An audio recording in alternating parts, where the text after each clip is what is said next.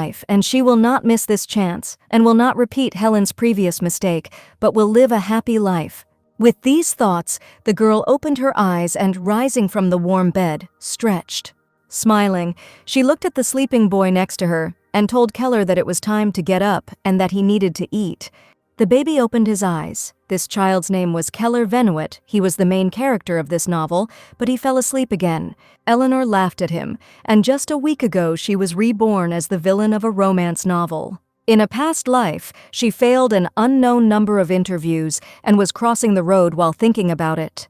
Suddenly she heard a child crying in unison with the loud sound of the horn of a speeding car. The child cried bitterly while sitting on a pedestrian crossing because he had fallen awkwardly and scratched his arms and knees. Frightened for the baby, the girl ran up to the boy without thinking. The truck rushing towards her didn't even slow down. "Watch out!" she shouted loudly at the boy and pushed him back from the truck that was running towards him, all in an instant. However, she herself was unable to save herself at the last moment. She only saw how he was approaching her, and the headlights were blinding her eyes. There was a loud boom. Then everything went dark. Opening her eyes, she saw a thick fog in front of her, which gradually dissipated. Looking around, she wondered if she was dead, trying to comprehend it. But she didn't want to leave like this. Her head was filled with various thoughts when a strange window appeared before my eyes. The girl suggested that even the afterlife is automated in the digital age, reading the text on the window. The first option was to go to the judgment of heaven or hell, and the second was to be reborn in another world, as the window gave a countdown. It was too unexpected. She had to think about it. She was not prepared for divine judgment. But the second option is also drawn. This warning is not accurate, but another world meant another life, if you judge. What should I do? She thought nervously when there were 2 seconds left on the timer, and, closing her eyes, she clicked on the second option. So she hoped that the next life would be a little kinder, and that's how she ended up in this love story. When she first opened her eyes, she thought it was a typical fantasy world, but as soon as she saw Keller, she realized that she was inside a novel she had read a long time ago. Even after being reborn, she still found herself in the role of a doomed villain. Perhaps she felt a strange connection with Keller and his destiny. She was also a scumbag, and Eleanor started to get attached to him. Keller is the illegitimate son of the Venuet ducal family. He was abandoned in an orphanage at birth, and even there the adults treated him terribly. It was later revealed that he was in fact the heir of Manhwa, and so the boy was returned to the estate. But then his real suffering began. Because of the trauma inflicted by the orphanage, Keller was terrified of adults. So the butler, thinking he was helping the young lord, brought him his wife, Eleanor McClare, and then everything went topsy-turvy. Eleanor tormented Keller by doing all sorts of horrible things and gradually took control of the entire estate. Helen still felt sick just thinking about it. Thank God the main character came along later. But later, Keller receives an imperial order and goes to the battlefield while still a child. And there he meets his love, the princess of the kingdom of Dane, the main character of the novel. Eleanor puffed out her cheeks since she had to be reborn in the novel, so why couldn't she become a heroine? Having earned great glory on the battlefield, Keller returns home with the princess and demands a divorce from Helen. But what does Eleanor do in response to the request? Right, she breaks the contract right in front of her husband and his beloved. Moreover, she then begins to mock the princess who is staying at their estate. And as if that wasn't enough, she tries to kill the princess by creating a poison that turns the entire body into stone. All this is pure evil. She is some kind of alchemical genius, and she uses it to kill people, the new owner of the body reasoned. Luckily, Keller finds out everything before Eleanor does this and kicks his wife out of the estate. But then, as if in poetic justice, she contracts an incurable disease with exactly the same symptoms as her poison. And she dies a lonely death in the slums, just like a real villain. And now, unfortunately, she has become this villain. The girl kept waking Keller up, saying that if he had breakfast, she would read him a story. As soon as the boy heard the word fairy tale, his eyes opened without any additional help, and soon he stood up on his own. Looking at him now, Eleanor thought that a week ago he was very afraid of her, but now he was finally letting her get closer. The girl thought that if you shared a bed, you would gradually become closer. He probably missed warm hugs. Seriously, she thought, looking at Keller's head, how could anyone harm such a sweet child? For once she was living slowly and measuredly. Eleanor will raise Keller properly, differently than in the original story, and even create a cure for this incurable disease. Then she will quietly accept this divorce and leave. She will raise him well and pass him on to the heroine. While Keller slept, Helen wondered if she should start planning for the future. After a long conversation with Keller, she finally had time, but little came to mind at the moment. The plan was to keep Keller well fed until he went into battle, defending the estate and searching for a cure for an incurable disease. She would not like to let him go, but Duke Manhwa must fight under the Emperor's command. There was nothing she could do about it. Keller will be only 13 when he goes to the battlefield, where he will face all sorts of humiliations because of his small body. But he will grow up a lot. Nevertheless, tears welled up since she will have to send him there. And the second plan is that the territory of the duchy is vast and fertile, but due to lack of attention, the plant population has decreased. Also, in the original, Eleanor, while researching magic potions, created all sorts of bad drugs and threw them into the lake or forest, destroying them. The area was not polluted yet, so there was hope. She needed to find a magic potion that would make the land more fertile.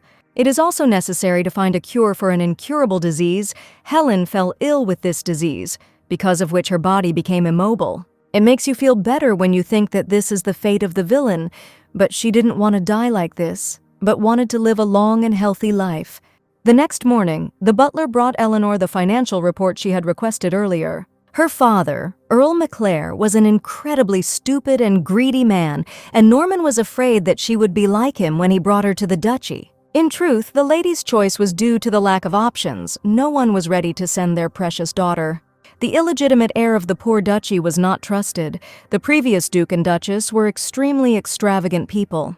They loved to drink, and in addition, they became alcoholics and abandoned the estate. Eventually, both died of a heart attack. If they had not made him heir, the estate would have ended up in the hands of the previous Duke's younger brother, the Count of Bologna.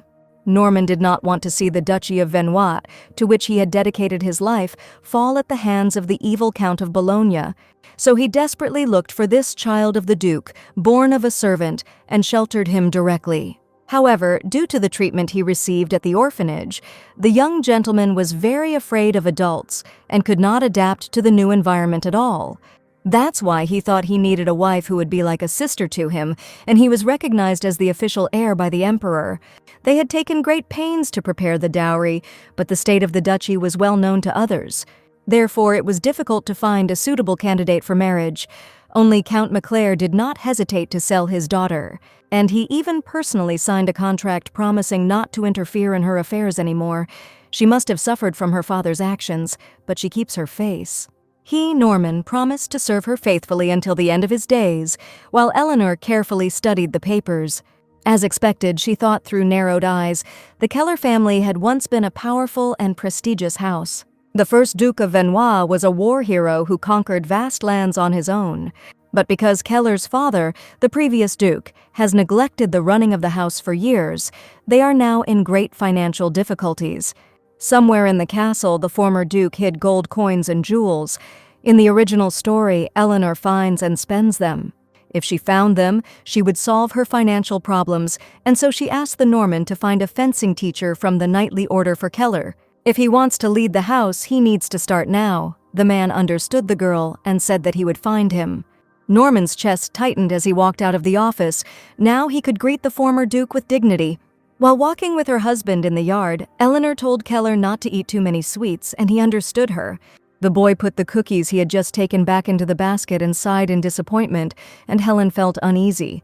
She wanted to give him as much as he wanted, but too much sweet stuff is not healthy. Her heart ached for him, and then she suggested playing tag. Keller immediately and enthusiastically agreed. Eventually, children have to run, and then Eleanor told Keller that he was water and had to catch it. The boy nodded. At the same time, Eleanor asked Keller to call her lady. The young gentleman asked why exactly that way, and the girl said that until he brought the princess into the house, she would be a lady. Keller asked about the princess. It didn't matter, she replied. In any case, since she was his lady, he should call her that, and he happily agreed. Then Eleanor told the boy the rules of the game and told him to count from 10 to 1 and then catch her.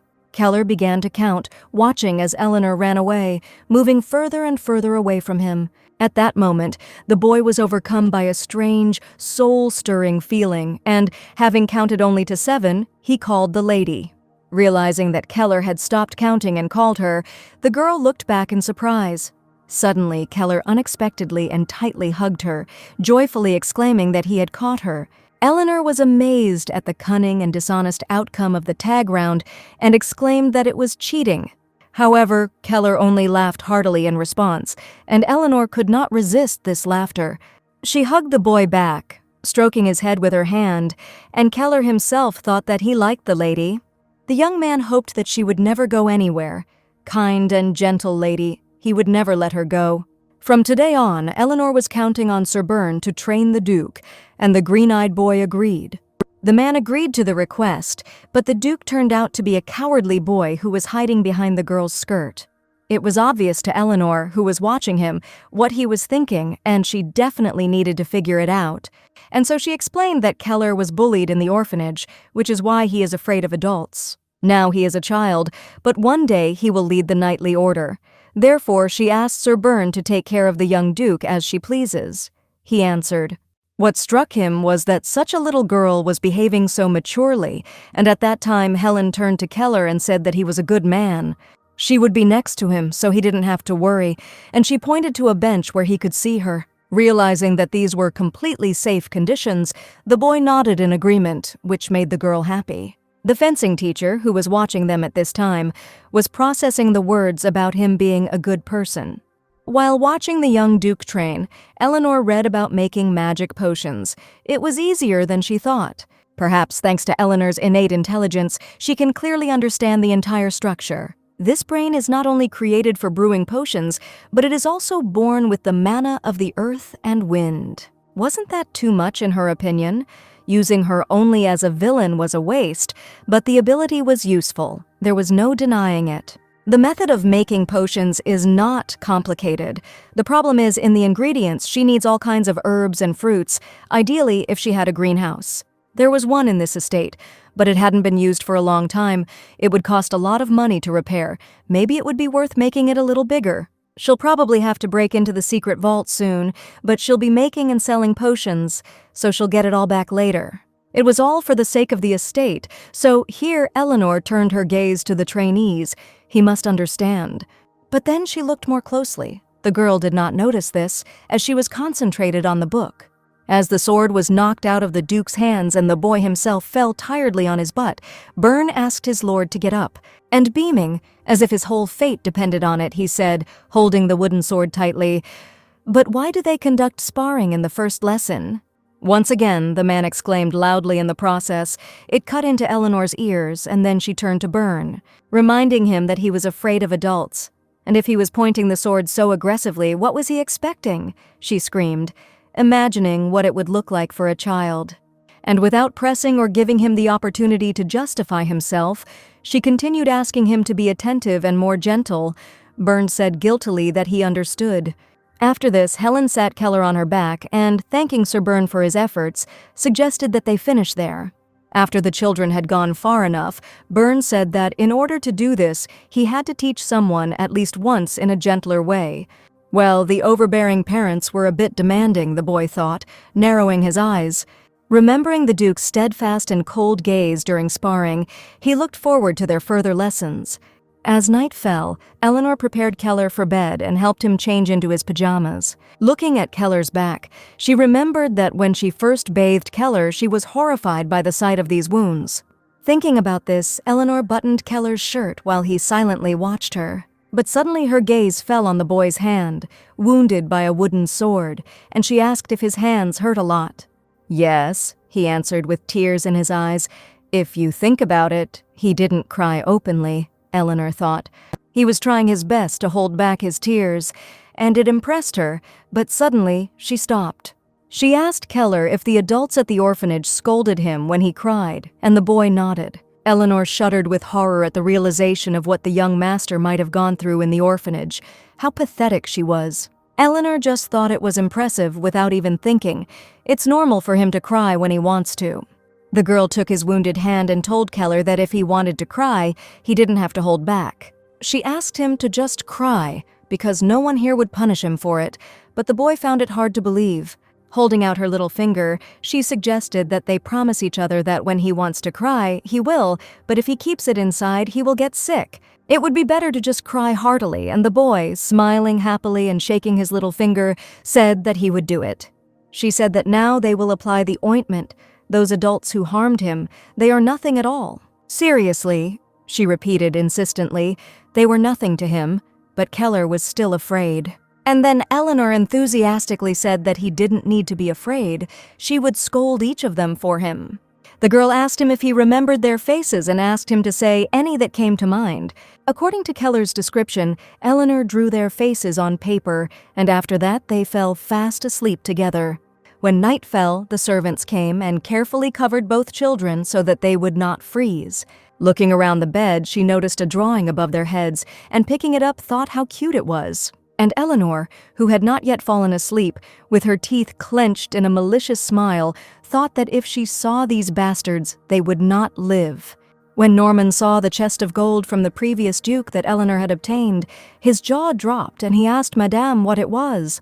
Eleanor happily replied that she was as shocked as he was and had not known that there was such a storage facility in the house.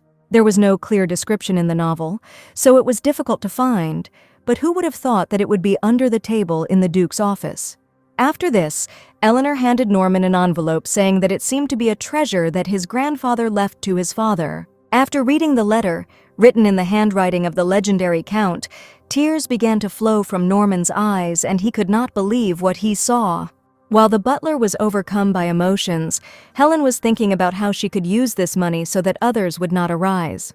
So the girl asked if she could use them, and Norman, wiping away tears, replied that all the money belonged to the Duke and Madame. And then Eleanor declared that with part of this gold, she asked to begin strengthening the Order of Knights. As a result, they will go to war with Keller, and in order to ensure safety, they must be strong. Strengthening the knightly order is necessary to protect the estate.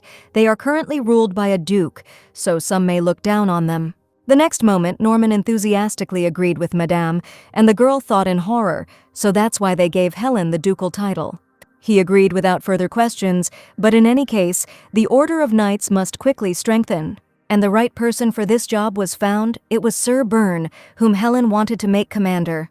The guy was surprised when he heard this news, and Eleanor confirmed that this was necessary until Keller grew up. But even just the Duke's teaching is hard for him, and he is much busier than Madame thinks. And then the girl asked why he pretended to be so busy, even without a wife and children. This really hurt the guy. Moreover, the girl said, piercing Byrne with her gaze, he doesn't even have a lover, and this became the decisive blow. He fell to his knees in defeat and despair, and Eleanor, smiling triumphantly, asked him to take command for Keller's sake. While drinking tea within the walls of the mansion, Eleanor read the boy a book whose story had a happy ending. And then Keller exclaimed that a candy house was cool, asking the lady if they would live in one too. No, Eleanor answered him firmly, and explained with a stony expression that candy houses attract ants. This information greatly shocked Keller, frightened him, and left him sitting in mute horror. Seeing how upset Keller was, Eleanor thought, I'm sorry she's ruining his childhood dreams, but she hated ants. Perhaps it was because he never tried them at the orphanage, but the boy had a great love for sweets. But suddenly the look in her emerald eyes attracted something in her wife, and she asked Keller to stand up. And looking at the boy, she thoughtfully said that in her opinion, he had grown a little, thinking that children grow at night. Taking Keller by the hand, Eleanor led him to the wall, and drawing a stripe above his head, suggested that he mark his height there every year. Having also measured Keller's height, she pointed to her own and said that when he grows up, he will be taller than her. True, the boy asked, surprised and incredulous, and Eleanor, smiling sweetly, confirmed this to him. And all because in the original story Keller was described as a tall and handsome man, she was already very proud. Seeing that Eleanor was laughing, Keller asked her what was wrong, but she replied that he was just very handsome. I'm handsome, Keller asked in surprise, and Eleanor, hugging him tightly, confirmed that he was the most handsome in the world. After these words of Eleanor were deeply imprinted on Kell's heart, and his cheeks became slightly rosy. hugging Eleanor tightly in return. He said that when he grows up and becomes taller like an adult, he will hug her like that too. Helen wished the child to grow big and strong, stroking his head, and thought that when he grew up, he would hug only the princess. But since she raised him, he will probably hug her at least once when he goes to war. Then Eleanor won't be able to measure his height for 10 whole years. Sad that she won't be able to see him for so long. Eleanor wanted to see him grow up. She wanted to see what he would look like when he fell in love. She was sure he would be charming. And yet she must continue to celebrate his growth until then. She would like to give him as many memories as possible. A few days later, Norman approached them with a proposal to combine birthdays, and Eleanor thought about it. Since the children's birthdays were close enough, Norman thought they could celebrate them together. That's why I came to discuss it, but maybe Eleanor has bad memories associated with birthdays. Norman was already afraid that he had made a huge mistake, but then the girl exclaimed that she liked the idea of the party. Not believing his ears, he asked if he could then help prepare everything, and, hearing consent, he beamed with happiness. Eleanor enjoyed the thought of her birthday, even if she had a poor memory. But Helen had no memories of such days. Earl McClare, who had not only legitimate but also illegitimate children, never celebrated a single birthday. And Eleanor was not particularly close to the other children, and her mother, her legal wife, was cold towards her. However, one pleasant memory came to mind of how her real brother once congratulated her. The girl also had no good memories from her past life. She was an orphan from birth. And she didn't even know her birthday, of course. She never had parties, so that means it will be her very first party. Eleanor's heart fluttered with joy when Keller suddenly asked what a birthday was. She explained that it was the day he was born, and replied that it was a very good day with lots of delicious food and gifts. Even snacks, Kel asked in fascination, and Eleanor confirmed that this was the day when he could eat until he was full. It seemed that Keller had never celebrated his birthday either. After all, he had grown up in terrible conditions, Helen thought. But what should I give him since he is a child? Then a toy should be suitable, even though he learns faster than ordinary people. The old Eleanor was fluent in the ancient language, so she taught Kel a few words out of curiosity. It made sense because later he would become a sword master who would use his mana to create an aura.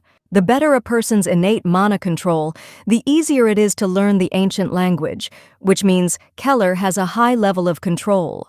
If Eleanor teaches Keller the ancient language now, it should help him in the future. So the day of the birthday party arrived, and, while congratulating the children, the servants asked the lady if she liked their gift. Beaming with happiness, Eleanor joyfully exclaimed that she really liked it, and the dress was really very beautiful, and therefore she thanked them. It was a relief for the maids, and the dress suited her very well, so now they too had to exchange gifts. The maid handed the gift Eleanor had collected to her, and the girl, hesitantly accepting it, gave it to Keller. However, she was worried, because she made it herself, and it turned out a little crooked, whether he would like it. However, as soon as Keller unwrapped the gift and took out the toy bunny, he hugged it and exclaimed that he really liked it. Norman asked the gentleman if it was his turn now, and the boy nodded excitedly. Eleanor was surprised that Keller would also give her something, and then the boy shyly handed her the box. After thanking Keller, Eleanor unwrapped her gift and laughed good-naturedly when she read the note and saw the many candies. Time passed quickly, and a year had already passed. Now Eleanor was already 14, and Keller 8. Norman reported that they needed more servants on the estate, and Eleanor asked him to take it on. Over the past year, Sir Byrne has led the knights very well, and thanks to him, newcomers have even joined their ranks. The maids were busy preparing food for the knights, and they decided to hire new workers. A few days ago, Keller stood confidently before the knights for the first time as their master. It was a knighting ceremony for new knights, and she held Keller's hand as he stood there nervously. Although he was nervous, he went through the ceremony with dignity, and Norman reported that repairmen would be arriving from tomorrow. Helen asked how long the construction would take, and he replied that there was not much work, so it would not take much time. Eleanor decided to use some of the remaining gold to repair the greenhouse and build a laboratory next to it. And also today she wanted to visit the market with Keller. Norman heard that she would go with Marie and Sir Byrne. That's true, but she was actually going to leave Keller, but he threw a fit, and in the end, she leaves the estate for the first time. Perhaps Eleanor kept him too close. He really didn't like being away from her. He wouldn't ask her to go with him to the battlefield, Eleanor worried. That could become a problem. Keller asked if she really needed to go there in person, and Helen replied that she needed to buy herbs from traveling merchants. Although she had collected many herbs, samples from the fields and forests outside the estate were not enough. To get samples from other regions, she needed the things that these traders brought. Soon the maid informed the mistress that the carriage was ready and called them to come through, and Eleanor, taking Keller by the hand, headed out into the street. Looking around, Eleanor thought that the market was more lively than she thought, although it was smaller compared to the estate. Byrne said that there were quite a lot of people here and asked the mistress and master to be careful. Eleanor thanked Sir Byrne and looked around the market, when suddenly Mara turned her lady's attention in the opposite direction. The delegation was quite impressive. It was the Rondia trading group. Marie had heard that they were traveling all over the continent. They seemed very famous, and Eleanor thought about their strange faces and the fact that there was a mention of them in the original. Mara noted with concern that she had said too much, and said that the lady did not need to know about this yet, even though she herself had spoken about them. While exploring the market, Keller and the heroine discovered the Rondia trading group, which was even in the east. The heroine, trying the perfume she bought there, accidentally used the one that attracts men instead of the usual one, which puts the princess in a difficult situation, and then Keller shows up and cold-bloodedly saves her. Also in this episode, the first kiss happens. So young, she thought, looking at Kel, and already. Then she thought about whether she should research perfumes and thought that she should buy a sample because it was a profitable business. Helen asked Marie that if she were to buy them, she would buy some for her too, and the girl replied that she wanted to study them. Mara wondered in surprise how she even knew about Rondia's special perfume, but she went to buy it anyway. There were indeed more people than Eleanor had expected and asked Sir Byrne to keep an eye on Keller. But suddenly, the man loudly announced that they had brought some interesting goods and showed a talking cat doll. The interested people immediately rushed towards the man, knocking children off their feet and separating them from each other. Because of the crush in the square, Eleanor could no longer hold Keller's hand, and the boy was overcome with horror. Eleanor herself was very scared that she might lose Keller in the crowd like that. Having escaped from the crowd, Eleanor began searching for the cellarer together with Marie and Byrne, but he was nowhere to be found, and the anxiety grew. They decided to check some places again and ended up undressing while Kel wandered into some alley. He walked quietly across the yard, covering his face with his hands, but then some grown-up young men appeared on his path. They smiled menacingly and asked if he was Keller. It seemed that he had been taken into a rich family. The boy shuddered. The guy walked forward, and Kel walked back, some of them surviving by working as pickpockets, while he wears nice clothes and lives happily. And grabbing Keller by the collar, he approached him face to face and ordered him to give everything he had, even the clothes he was wearing, absolutely everything. Tears of fear welled up in Keller's eyes, and he begged the lady to help him when suddenly the hooligans were called out. Keller turned around and saw a pink beam of light in the passage. His mistress, who was looking warily at the hooligans. "Madam," the boys looked at each other in surprise. "He's only 7, aren't they just playing?" But unlike the hooligans, Eleanor was serious about saving her husband and extended her hand to Kel. The girl told the boy to come here. The boy saw her as a support and was very touched when he found help. Taking a confident step, he ran up to Eleanor and hugged her tightly, and the girl hugged her back. Having torn herself away from her feelings, Eleanor asked with displeasure who they were and how they knew Keller. The older boy replied that they were from an orphanage, just like this little guy, and his friend grinned and asked if this coward was hiding under the lady's skirt. "If you scare him a little more, he'll wet his pants," just like Eleanor shouted, "Hey!" Both boys froze in horror. Something in their chests clenched when they felt the pressing aura from the girl. She told them to shut up, and the older guy angrily asked why the hell she, a brat, was acting like a hero. Soon, Sir Beru was informed that they had found the mistress and master, and then the knight ran to them. He was worried whether the lady was okay, but then he saw how Helen was holding the most talkative one by the hair and reading him a moral lesson. Sir Byrne, dumbfounded, asked what was going on, and Eleanor, noticing him, exclaimed that he was just in time.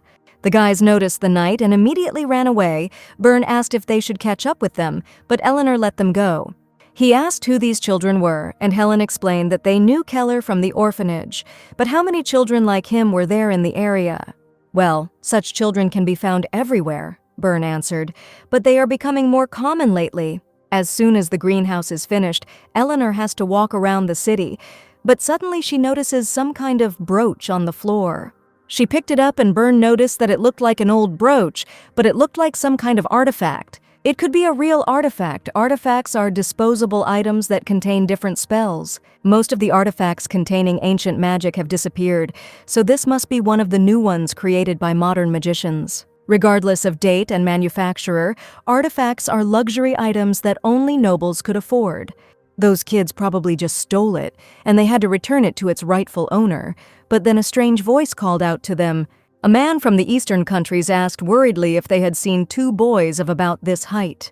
Showing the boy's height with his hands, he said that they had stolen his brooch, but then he saw the relic in Eleanor's hands. It was the brooch he had lost when the girl gave him the brooch, and the man howled with joy, remembering his mother. He thought he would never see it again after the theft, and the girl said she found the brooch when the children dropped it while running away. The man, crying with joy and hugging the brooch to himself, sincerely thanked the girl this brooch as a memory of his mother. He said that they both were his saviors, and suddenly remembered that he forgot to introduce himself, and wiping away his tears, smiled. Putting his hand on his chest, the man introduced himself as Circa, the head of the Rondia Trade Guild. Helen asked again in surprise. Helen thoughtfully asked what he had said about her being his savior, and the man exclaimed that she had found a priceless memento of his mother. He was supposed to give her something, but Eleanor refused the gifts. Instead, she invited him to visit their estate. Putting her arm around Keller's shoulders, she sweetly said that this child was the Duke of the Manhwa estate and asked him to stop by the estate before leaving the city. Helen was worried about selling if she started making potions, but now everything will fall into place. Cirque was very surprised by the name Manhwa.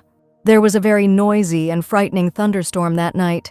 Keller slept restlessly and seemed to be tormented by nightmares. He remembered and dreamed of a man from the orphanage who scolded him for causing problems. "No," Keller said in a trembling voice, stepping back and apologizing, saying that he was sorry. He asked him to forgive him again, but his eyes clearly reflected the silhouette of the man who was swinging at him. While beating the boy with a strong stick, he shouted what a brat he was. What a useless creature, that's why he was abandoned. The boy curled up into a ball and trembled violently, covering his head, but then Eleanor called out to him. She, looking at the boy's pitiful appearance, told Keller that he would be abandoned again because he deserved it. Seeing and hearing this in his dream, the boy opened his eyes in horror and jumped out of bed, breathing heavily. He tried to calm down and feel for Eleanor next to him, but he became even more frightened when he did not find his mistress nearby. He sat on the bed and clutched the blanket, and tears flowed bitterly from his eyes from the fear of being abandoned, under the impression after the nightmare. But then the light from the candle illuminated Keller's face, and Eleanor called out to him and asked if he was awake. She heard thunder, so she came to check on him and, stroking his cheek, asked if he had had another nightmare. Keller silently looked at Eleanor, remembering what happened today. He let go of the lady's hand. Today she came to find him, but next time she might not come, she might leave him. No, that was definitely not it. He couldn't be abandoned, and so he pressed himself tightly against Eleanor and clutched her nightgown. She can beat and torture him, she can do whatever she wants, and cryingly say that he will behave well. Sobbing, he promised that he would not throw a tantrum and therefore asked not to leave him. Helen hugged the boy. He was scared of what happened earlier. She told him to cry until he felt better. Even if she told him to sleep, he couldn't, and asked if Keller wanted to play shadow theater, but Kel didn't know what it was. Having placed the candle on the floor and seated the boy opposite her, she ordered him to look carefully and showed him the shadow of the puppy. The boy watched with enthusiasm as Eleanor deftly changed the shadows with her hands, showing different animals. Eleanor could see that Kellu was having fun, so Eleanor felt like he was a little more at ease, and that was a relief. After this theater, the boys went to bed, and Keller thought about why the lady was so kind. Watching her sleep, he thought about this, and about how useless he himself was, remembering the first day of their meeting. That day he was sitting huddled in a ball, pressed into a corner and crying, when suddenly she came. Eleanor was glowing and radiating kindness. She sat down next to me and started a conversation. The lady was very kind. He approached the sleeping girl and, looking at the girl, closed his eyes again. thinking that he did not want to be separated from her. Eleanor sighed heavily, and Marie asked her mistress why she looked so depressed. It didn't matter, she replied. Eleanor sometimes visited the maids to chat with them. She had not made any progress yet, and did not even know what medicine to prepare for her, and that man would soon come here. It seemed to Marie that something was bothering Tessa too, and the girl responded with alarm that everything was fine. She just had a stomachache.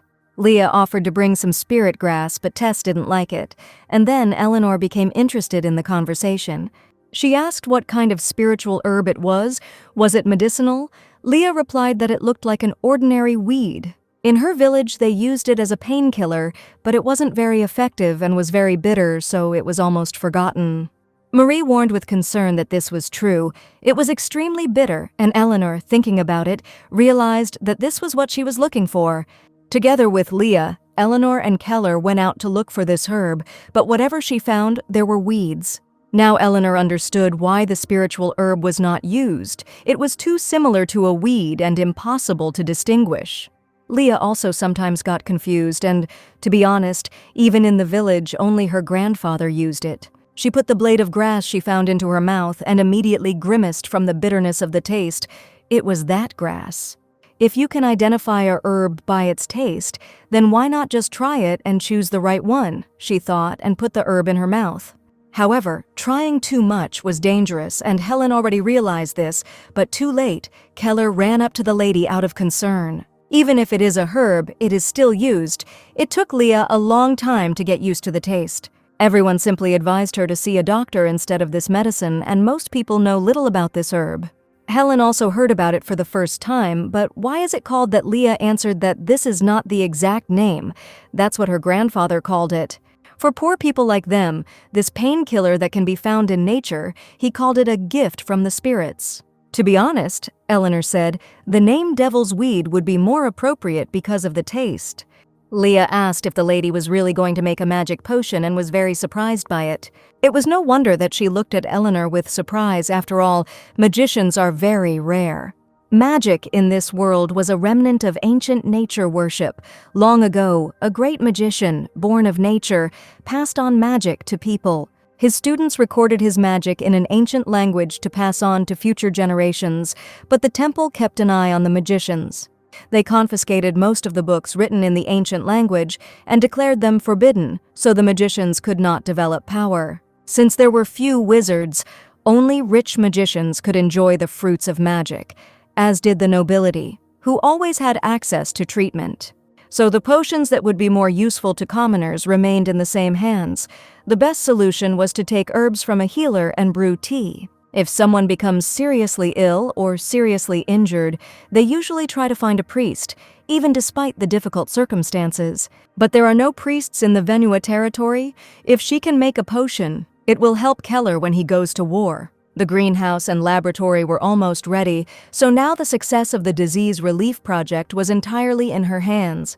After the laboratory was completed, Eleanor began creating the potion and finally completed it. A magical potion whose creation results depend on when, how, and how much mana is introduced. So it was an endless cycle of try-hards and fail-hards, but she's who she is, so it's no surprise that she finally got it right. The pain relief was improved early on, but she couldn't handle the bitterness for a long time, and now it's the perfect pain reliever. After being saturated with mana, the bitterness diminished, and she turned the potion into a tablet for easy use. Most of the medicines on the market are potions, so this pill will seem much more convenient, and I tested it myself, slightly injuring myself. And she didn't feel it at all. She wanted others to try it. It was time to test it. Eleanor walked up to Tess and Marie, asking if anyone was in pain or injured. The girls turned around. The girl remembered that Tess said that she felt bad, but the girl was already fine. Then Eleanor wondered who to test the painkiller on, and Marie suggested testing it on the Order of Knights. It was a great idea, and taking Keller with her, she arrived at the order, and the knights thought that the lady would not come today. Usually she would come and scold the dirt, ordering it to be cleaned up immediately or draw attention to the unkempt swords. These fleeting memories flashed painfully through the knights' heads. What would she grumble about today? However, here Eleanor happily asked if anyone was hurt, and the knights breathed a sigh of relief that she had not come to grumble. When suddenly one person raised his hand and said that she was here, Eleanor looked away and grimaced. Lady Lola waved her hand happily and said that their little lady was as beautiful today as ever. She always acted as if Helen was her little sister, and the girl asked the lady with displeasure if she was hurt. "Not me," the girl answered, paying attention to the knight behind her. "Ray got it good at the last training session." "It's true," he said, apparently the only person who is constantly beaten by his beloved. Then Eleanor took a pill out of the jar and handed it to him, saying that it was a magic potion made by her. I asked him if he wanted to try it, but it wasn't really medicine. It had a pain-relieving effect. The man wondered if it was poison or something, and his mistress asked him irritably if he thought she would give him something like that. Lady Lola hit her lover on the sore shoulder and said that she would drink poison if it was from the lady, but the man shrank. He tearfully glanced at the lady and said that, in general, it didn't hurt that much, and then Eleanor gave Lola the green light. The next moment, the girl hugged the guy from behind and said, "Stop resisting and just drink." His face turned red. Ray asked to let him go, but when his mouth was open, Eleanor managed to give him a pill and then asked how he was. Looking at his beloved who was fooling around, he said, a little bitterly, but overall it was bearable. Feeling his shoulder, Ray said that it really did ease the pain, but then he realized that his shoulder no longer hurt. Helen asked why he hit her like that. It was just a painkiller, not a full-fledged medicine, and the effect lasted about a day. Lola lovingly praised what a genius their madam was and wanted to hug or kiss her. Eleanor tried to ignore the love gusts, but she was glad it worked anyway. Byrne noticed that she studied potion making every day, and finally she succeeded. Yes, all the efforts paid off. Then Eleanor asked Keller if he was also happy, and after thinking about it, the boy exclaimed that he was also happy. A few days later, Circa arrived at Venua's mansion, coming to repay her for her kindness and thanking her for the kind way he had been received. Eleanor asked him not to think about it. She even received a great gift and asked if he said he wanted to repay her. Of course, Circa answered. He should thank her for her kindness. Then Eleanor asked if he could do her a favor.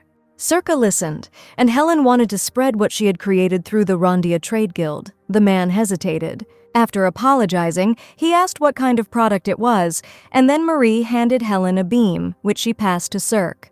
The man thought that since a child had done it, it was unlikely that there was anything special there, maybe candy, and after receiving the bottle, he asked what it was. And Eleanor replied, "Painkiller made with magic. The effect is guaranteed," asking if he wanted to try it himself.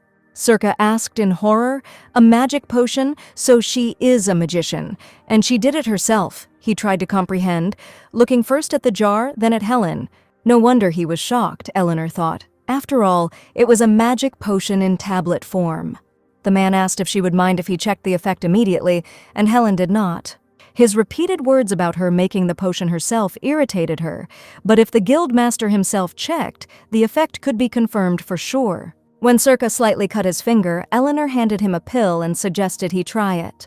Although it was a fairly small wound, as soon as the man ate the medicine, he was very surprised.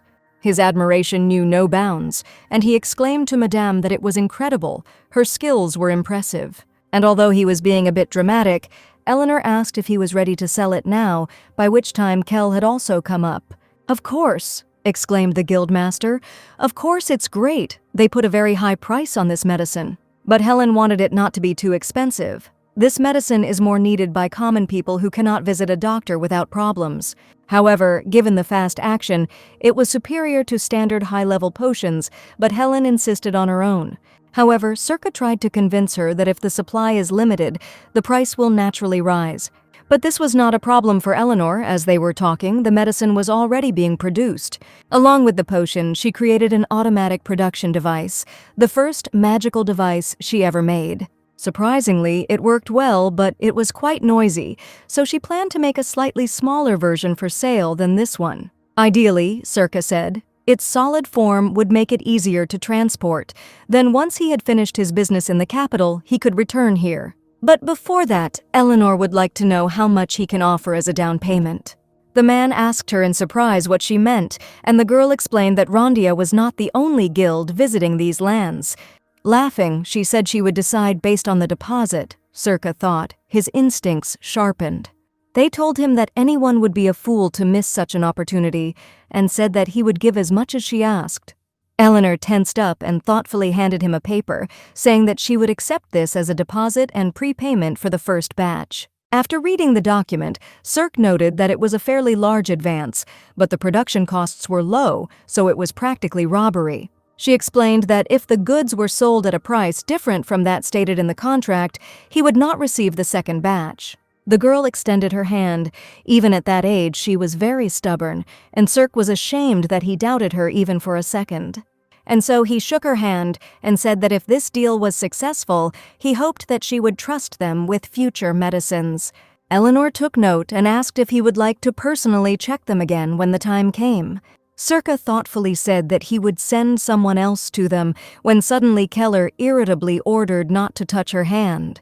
Eleanor awkwardly told her husband that it was a simple handshake. Cirque immediately raised his hands, and Keller showed his displeasure with his whole appearance. Frightened, Cirque said that she was already leaving, and thanking him for the hospitality, immediately left. But anyway, it was great, Eleanor rejoiced. He offered a large deposit and immediately agreed to the deal. Happily hugging Keller, the girl said that he didn't need to worry about anything. She would make him rich. Eleanor was so happy that she couldn't hold back her emotions and kissed Keller on the cheek, and he smiled happily, hugging his wife in return. One day, Eleanor was riding a horse. Lady Lola praised Madame, saying that she had talent. At this rate, she could take part in the races, and the girl sheepishly asked Lady Lola not to exaggerate. Keller was watching her from the side, and Eleanor, noticing his gaze on her, offered him a ride together. The boy looked at Eleanor uncertainly, but exhaled sadly and shook his head, declining the offer. One day Keller will find himself on the battlefield, and what will he do then if he is so afraid of horses? She thought that she needed to master this skill faster, so that she could teach him too, when suddenly the lady was called out. Norman, the butler, ran across the entire garden, worriedly reporting that there was a problem. As the man ran up, Lady Lola helped Eleanor off her horse, and he announced that the Count of Bologna had arrived. Count Bologna, Eleanor tried to remember. Was he the same worthless uncle who hated Keller? The Count of Bologna, unlike the former Duke, was a complete scoundrel. Even in childhood he had given himself over to the worst vices. Drugs, gambling, and much more. He collected all this in himself, and before the Duke died he strictly ordered Norman to ensure that the Duchy of Manhwa would never fall into the hands of the Count of Bologna. That is why they were so actively looking for the young master. And Norman was afraid that the vile man would try to intimidate the young master and mistress. The man thought about this as he watched the little children walking away to meet the Count. The Count sat and waited. There was complete chaos here. How could the estate have turned into such a squalor? What this brat does with governance, appear out of nowhere and call himself the heir, it works. A servant's illegitimate child as an heir is absurd. When his brother died, he thought the duchy would go to him. If he had received this vast, pure land, he would have become an absolute aristocrat whom no one could forget. And now this bastard dared to take his estate, the Count thought as Eleanor and Keller entered the room. Coming closer, Eleanor curtsied and said that she was glad to meet him, the Count of Bologna. The Count turned away and chuckled, thinking that on his estate, on land that belonged to him, these brats were playing adults. Keller, also modestly, nervously fiddling with his hands, greeted Count Bologna, saying that he was glad to meet him. Count Bologna looked at the children with a haughty and contemptuous look, full of disgust for the vile scum. Sitting down opposite the man, and while the servants poured tea, Eleanor asked what brought him to the Manhwa estate. What brought him here? The Count asked haughtily. This must be his house, so what reason was needed to come here? There was no response to this indignation, which made the man even more irritated. Trembling with anger, he called the children arrogant brats and asked if they knew what kind of estate it was so they could act like owners. Helen explained that the young gentleman had received official approval from the imperial family, and the Count had ordered that he not be made laugh. And he declared that from next year they should send part of their income to the County of Bologna. Then he would put in a good word with the vassals. Now his true motive became clear, Eleanor thought, rolling her eyes and sighing heavily.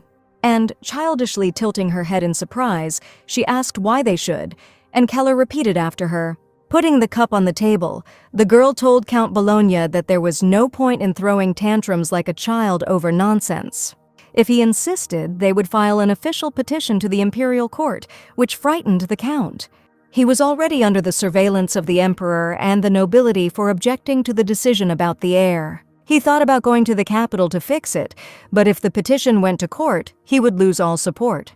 She heard that he had stopped here on his way to the capital and asked why he didn't take the petition with him. The count shouted at her, "How dare she?" But then Keller stood up for the lady and, frowning and raising his voice, told him not to shout at the lady. The count was astonished by such impudent behavior and swung at the dirty little rascal, asking how dare he. But at that moment, the girl shielded Kell with herself and said, "Enough." As the Duchess of Manhwa and the acting lord, she officially banished him. "What?" the man asked irritably, clenching his fists. "Is driving her away?" And smiling, he asked, "How dare she?" Eleanor explained that he had threatened the young master and that this was unforgivable, and then called Norman. She said that Count Bologna had urgent business, and he had to leave immediately, and asked him to make sure that he left. And turning to the count, she asked whether he would leave on his own, or whether she should ask the knights to take him out. The man clenched his teeth. The milk hadn't yet dried on their lips, he thought, clenching his fists and pushing Norman in the shoulder, ordering him to get out of the way. Pig, sighing loudly and discontentedly, stamping his heels, walked away, and Norman, offended, felt his shoulder as he watched him go. As he left, he thought that he should have left as soon as he saw their faces. To intimidate him like that, they would pay dearly for their arrogance. A few days later, Eleanor went to check the territories. She should have done this a long time ago, but she was busy. There were still several places to visit. She realized this only when Count Bologna spoke about it. The vast border regions of the Duchy of Manhwa were controlled by vassals who ruled over their own small parts. Now that the emperor had officially recognized Keller as his heir, the vassals had to come and pay their respects to the new duke. However, Eleanor did not see a single face. Perhaps they did not want to accept that the heir was an illegitimate child. But still, couldn't they show a little respect? Not a single letter of greeting, the arrogant degenerates. In the novel, these employees only began to behave friendly after Keller returned from the war with great glory. Eleanor even remembered the scene where the princess gave all the serving vassals a good scolding. And in the original story, unfortunately, Eleanor was plotting with them. The girl had nothing to say to this, even if she does not live the same way as in the original. Looking at the surprised Keller, she again turned her gaze to the window. She felt somehow uneasy. As she approached the vassals' lands, Eleanor noticed how beautiful the city was. She also drew Keller's attention to this and asked if it was really beautiful. Yes, he answered modestly. Getting out of the carriage, Eleanor told Keller that she would go and look around, and if it was difficult to drive, he should tell her. The boy who had to mount the horse answered hesitantly and modestly, "Okay." Riding her horse with Keller, Eleanor waved her hand and drew the boy's attention to his lands. Not hearing a response from Keller, Eleanor realized that he did not yet fully understand what this meant, and she explained that these lands were once conquered during a war by a loyal duke, his distant ancestor. So these are the properties that he must manage and must protect the people living here. His duty was to provide these people with a good life and not let them starve. Keller understood it. Smiling slightly, Eleanor reached out and gently stroked Keller's head. The boy melted from this display of love, and the girl wondered why they ran the household like that. Norman asked the lady what she was thinking so deeply about, and she asked him about how the farm was run. Norman replied that they divided the land into 3 parts and alternated between sowing wheat and barley, leaving the remaining plots free. She asked if soil nutrition was the reason why the land remained unoccupied, and Norman confirmed that she was right. He asked the lady why she was asking, and she was wondering why they didn't plant turnips or clover, which would replenish the soil's nutrient reserves. Whether it's because farming methods aren't evolving, or perhaps they've never invested in research in this area. Perhaps because the nobles don't care about the lives of farmers, and Helen said he would be a good ruler. Unlike the others, she would follow this thoroughly, Eleanor thought with a broad smile. Within a few months of introducing the new method of farming using clover and turnips, the following year's crop began to grow, and the life of farmers stabilized, of course. Tax revenues increased, and many people returned to the territory. Thus, several seasons passed, and upon receiving the royal command, Keller had only 1 year left. Another strange plant had grown on the territory, the maid reported to the grown-up Eleanor. It was unusual, and Eleanor agreed with this. Strange plants had appeared in the greenhouse lately. There are even some that Anna, their respect for plants, does not know about.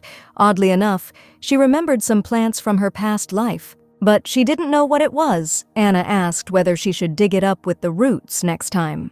"That's right," Helen answered, stretching. She would check on him later. She needed to rest a little. She probably overdid it with the examination. Her eyes hurt. In addition to the painkiller, she also took blood-stopping drugs, as well as ointments and other remedies in preparation for the war that Keller would go to. Her medicines worked faster than others. Keller had been training since he began training with the Knights of the Order and had increased his training hours. Eleanor asked Anna to prepare a meal so that they could eat when he returned from training. To be honest, Eleanor wanted to go and see Keller, but from that day on, she was not allowed to come. 3 years ago, Keller decisively informed the lady that he would train with Bairn, and he also said that she no longer needed to come and watch him, which was a shock for the girl. But she did not contradict Keller's wishes and said that then she would just watch today. She didn't understand why this was happening, whether she was interfering, but plunging into her memories now, she finally understood. Come to think of it, when Keller first used magic items, she was shocked. And he was very sweet before. He was already quite grown up, and Helen thought that he was no longer afraid of Byrne. "I wonder if this is how it feels when you let your child go to school alone for the first time?" she thought with a smile. In the newspaper, Eleanor read that the temple had finally entered the war by uniting with the emperor. The Heklos Empire, located in the western part of the continent of Phria, is the largest empire on the continent, and the war that is about to break out has begun on the eastern continent in the Urta Empire. They took pleasure in hunting down people who rejected the Ticker religion, which was believed by most of the continent's inhabitants. And one after another they invaded small neighboring countries. Then they declared that they would return the mana to their god, the emperor. They began to indiscriminately kill priests and magicians, calling them heretics, and it was in this war that Keller would reveal his potential. Marie turned to the lady cautiously and asked why she looked so tense.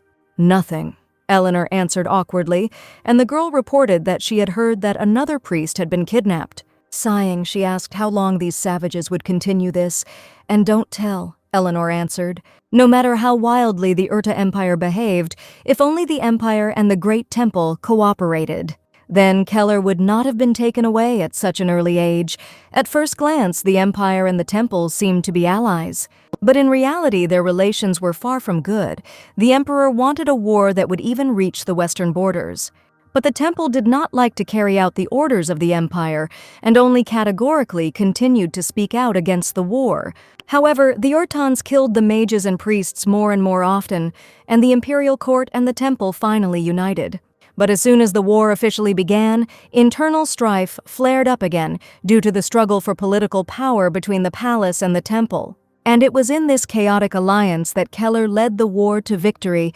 What pathetic little people, Eleanor thought. But then, Keller called out to his mistress returning from training and asking how long she had been waiting. "Not really," answered Helen, getting up. Perhaps it was because of the newspaper she had read. However, this was becoming a reality, because Keller would soon leave, but now she was calling him to eat. But Eleanor never stopped asking for their Keller to return home safely. Everything was inefficient. There were too many offices, so why did the former dukes create separate libraries? While searching for documents, she found a book with the history of the Duchy of Manhwa. Perhaps there would be something useful in it for Keller. She read that the first duke used an artifact imbued with ancient power to gain a special ability. This brooch was exactly the same as the one on the portrait of the first duke that she had seen earlier, so it was an artifact. It was supposed to be passed down, but she never saw it. Perhaps the former duke sold it. But just in case, Eleanor still decided to look for the presence of hidden mechanisms or something similar. Suddenly, she noticed the table and remembered that she had once found gold coins under the table. And so she squatted down and decided to check this place just in case, and she was right. She was really here, and as she dug out the hiding place with a crowbar, she thought that she needed to check under every table in every office. All in order to check if there was a wooden compartment, and now she finally found the hidden chest. However, when Eleanor opened it, she discovered gold and jewelry, as well as a dummy artifact. Damn, she thought. It must be a stone that was emitting a crimson glow, right?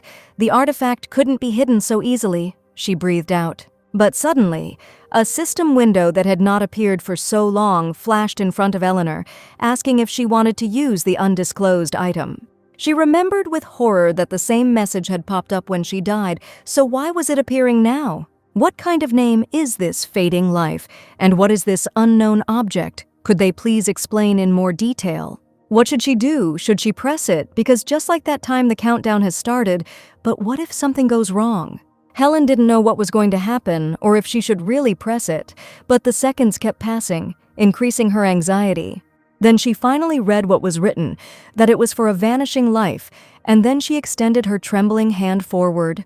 She definitely had to at least try, and then she pressed the treasured button.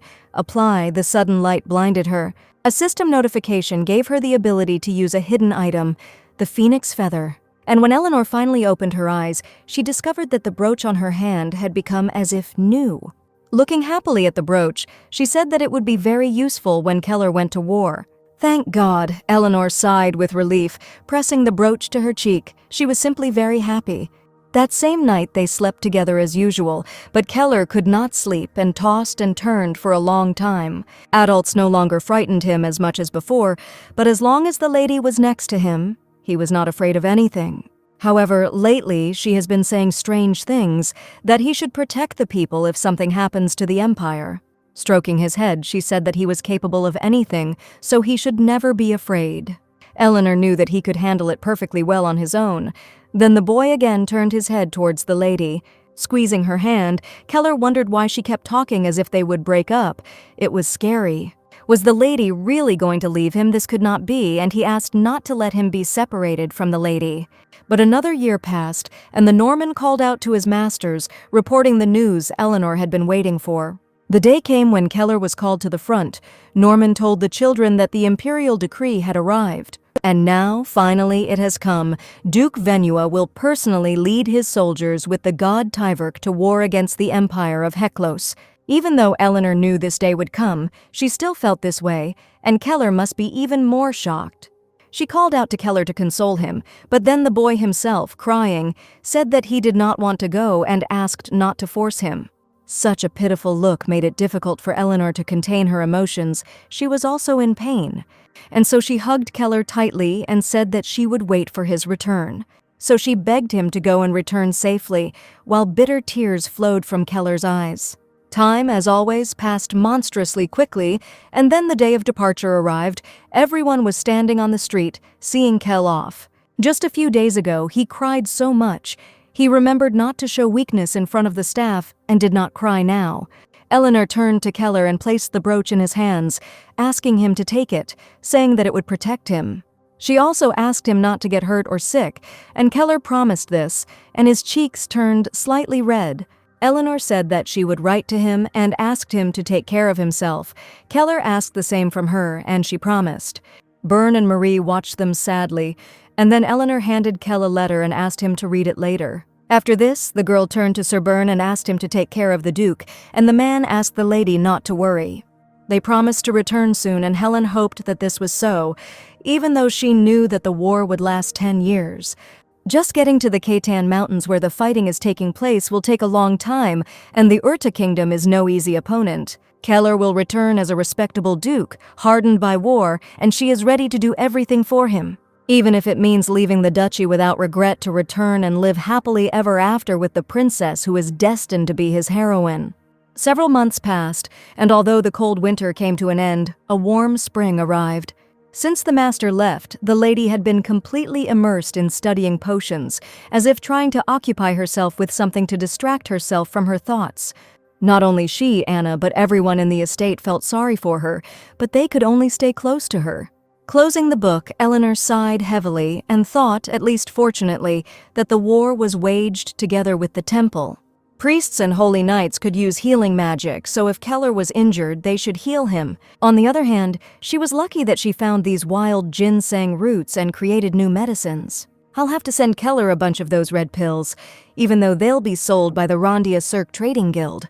But since it is wartime, producing better medicines will help not only Keller, but all the inhabitants of this territory. And perhaps she should start other projects to develop the territory and asked Norman for a report on the current territory. One interesting piece of news was that the population had increased significantly from its previous level. And thanks to this, the area is starting to look more vibrant, but some areas are still struggling with poverty. They still had a long way to go, but then Eleanor read words of gratitude in the documents.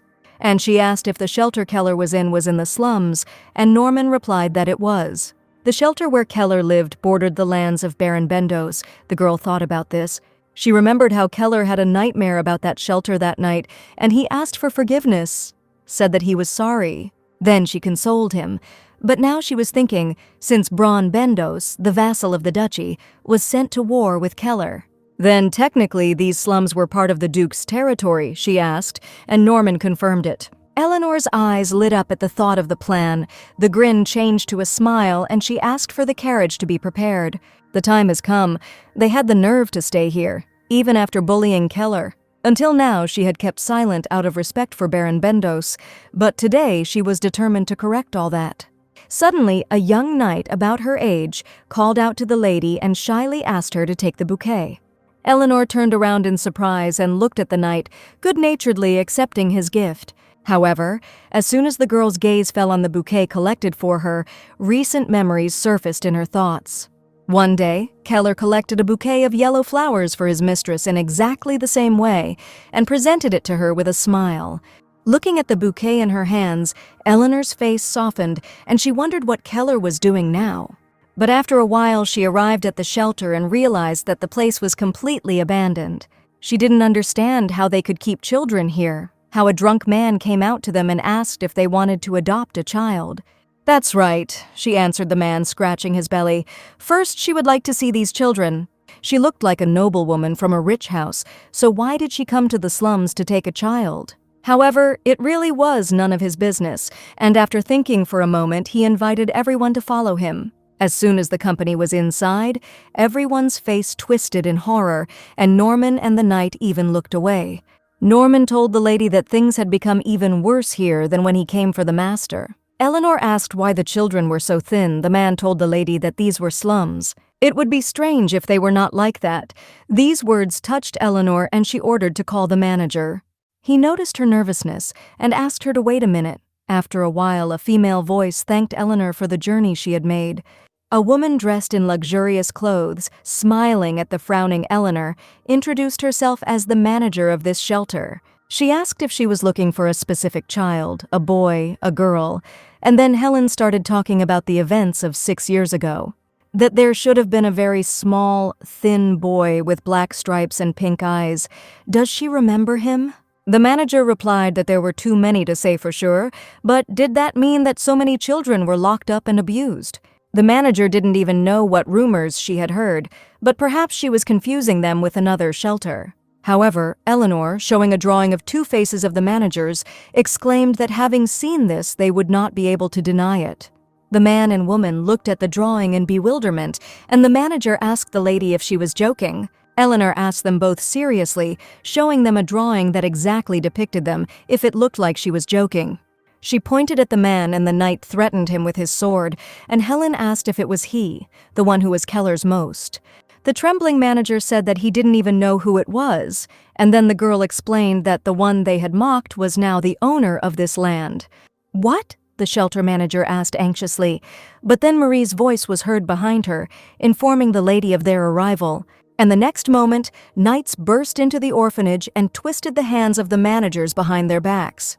The woman screamed and asked what they were doing, who they thought they were, and how dare they touch her. Eleanor asked happily, and smiling broadly, explained that she was the current owner of these lands. The delegation immediately calmed down, but still could not come to terms with what was happening, and Eleanor ordered them to be taken away.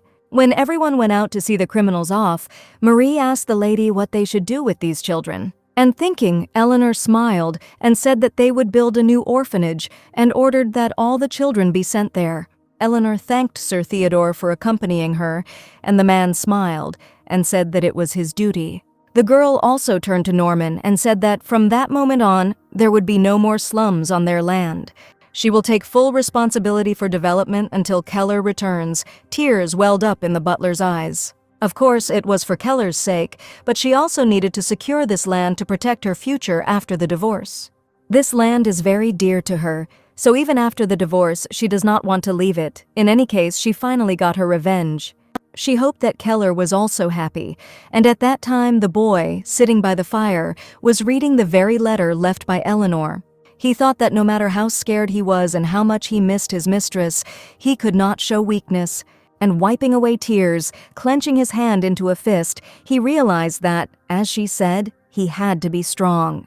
In a dark forest where there was a group of knights, but then they were attacked by goblins. The older knights fought back fearlessly while Keller stood behind them, trembling.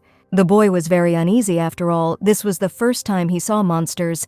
He was scared, but at that moment Sir Byrne lost sight of the goblin and he rushed straight at Keller. The man froze in fear, worried about the young master when the monster jumped at him, swinging. However, the young duke was not afraid at the moment of the attack. He took a step forward and with a precise blow cut the goblin into 2 parts. Sir Byrne saw all this, saw the gentleman's confident gaze, but asked with concern if he was okay. He jumped off his horse to meet Keller, and the boy, putting away his sword, replied that everything was fine. And then he ordered the knights to line up and march out in order to pass through this forest faster. Rubbing the sword in his wrist, the pain from the injury he had received earlier was felt, and he wrinkled his face. Byrne entered the Duke's chamber and asked if he was really okay, and he answered again that everything was fine.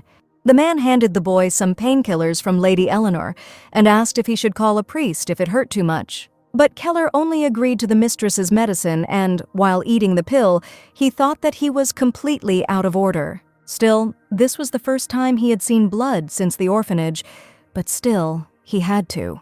He said that he would practice fencing.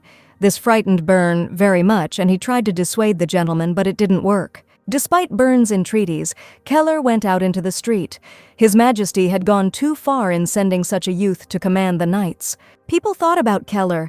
Didn't the Emperor send him to certain death?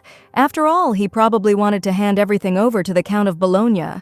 There were even rumors that the Emperor and the Count of Bologna had made a deal, and Keller was too weak and wanted to become stronger.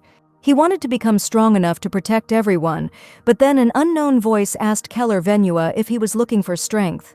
But a couple of minutes ago, the boy kept thinking that right now he wanted to return to his wife. He remembered her words about him not daring to bow his head because he was the proud ruler of this land. He would have continued to practice diligently with the sword, but then Byrne came and said that it was time to rest. If Keller tried too hard, he would simply collapse, but the boy did not listen to him. Byrne asked not to rush. The young master was still young. Several years would pass before he became a stronger knight. Keller froze in thought. Was he really thinking that? Was he really too tired and wanted to become stronger? Suddenly, Keller heard that unknown voice calling him by name, and he asked in surprise if it was Byrne who had called him. No, Byrne answered warily, and asked if something was wrong, and Keller decided that he had simply misheard. That same night, as the boy fell asleep, he remembered what the knights had said while they were in the county. One of them grinned and said that ghosts inhabited the battlefield, and Byrne ordered his comrade to stop making fun of the young master. Then the knight apologized, but Keller was frightened by the fact that the rumors still existed, and also by the voice that he had heard earlier. Maybe it's just a stupid story, he thought tremblingly. He wanted to become so strong that he wouldn't be afraid of ghosts, voices, and everything else. When the same unknown voice suddenly asked Duke Venois if he wanted power, Keller jumped out of bed in horror. Could it be that this voice came from the brooch? The voice addressed the heir of Venois and asked him to answer if he could hear his voice. The voice from the brooch promised to give the heir to the duchy such power that he would not be afraid of anyone. Kell began to examine the brooch. The boy asked the voice who he was, and the brooch was glad that the boy finally heard him. The voice asked where the pink-haired girl who gave him life was, and Keller asked if he meant his wife. His wife? Asked the brooch. No matter, he said that the girl saved him when he almost disappeared. The voice asked why he had this brooch. Keller replied that she gave it to him. The brooch was indignant. Did she really not know who he was? Did she just give it away? But still, the voice thought he was the true heir. Kel asked what he was talking about. The voice told him that long ago he had chosen the first Venua and generously shared his power with the one who had made a pact with him. So, will he also make a contract with him? Doesn't he need strength? Keller, clutching the blanket, answered uncertainly. He does. Then the voice suggested doing it immediately, but Kel interrupted and said that his wife said not to trust strangers so easily. The voice was discouraged and the next day did not give up trying to make a deal with the boy. But Keller refused, and then the voice exclaimed, asking why. He said that he wanted to become stronger and was not seriously doing this. The voice asked him if he knew how amazing he was and said many other things, irritating Keller. He wished the brooch would shut up, but from that day on the brooch talked to him endlessly, and everyone around him noticed how angry Keller walked. Finally, giving in to this endless chatter, Keller asked what would happen if he made a deal. The voice became inspired and said that Venua's blood could use natural mana if he increased that power and gave it to him. Kel sensed a catch and said it sounded like he was the only one losing here. Wrong, the voice answered anxiously. If he becomes strong, then so will he, especially if he becomes a sword master.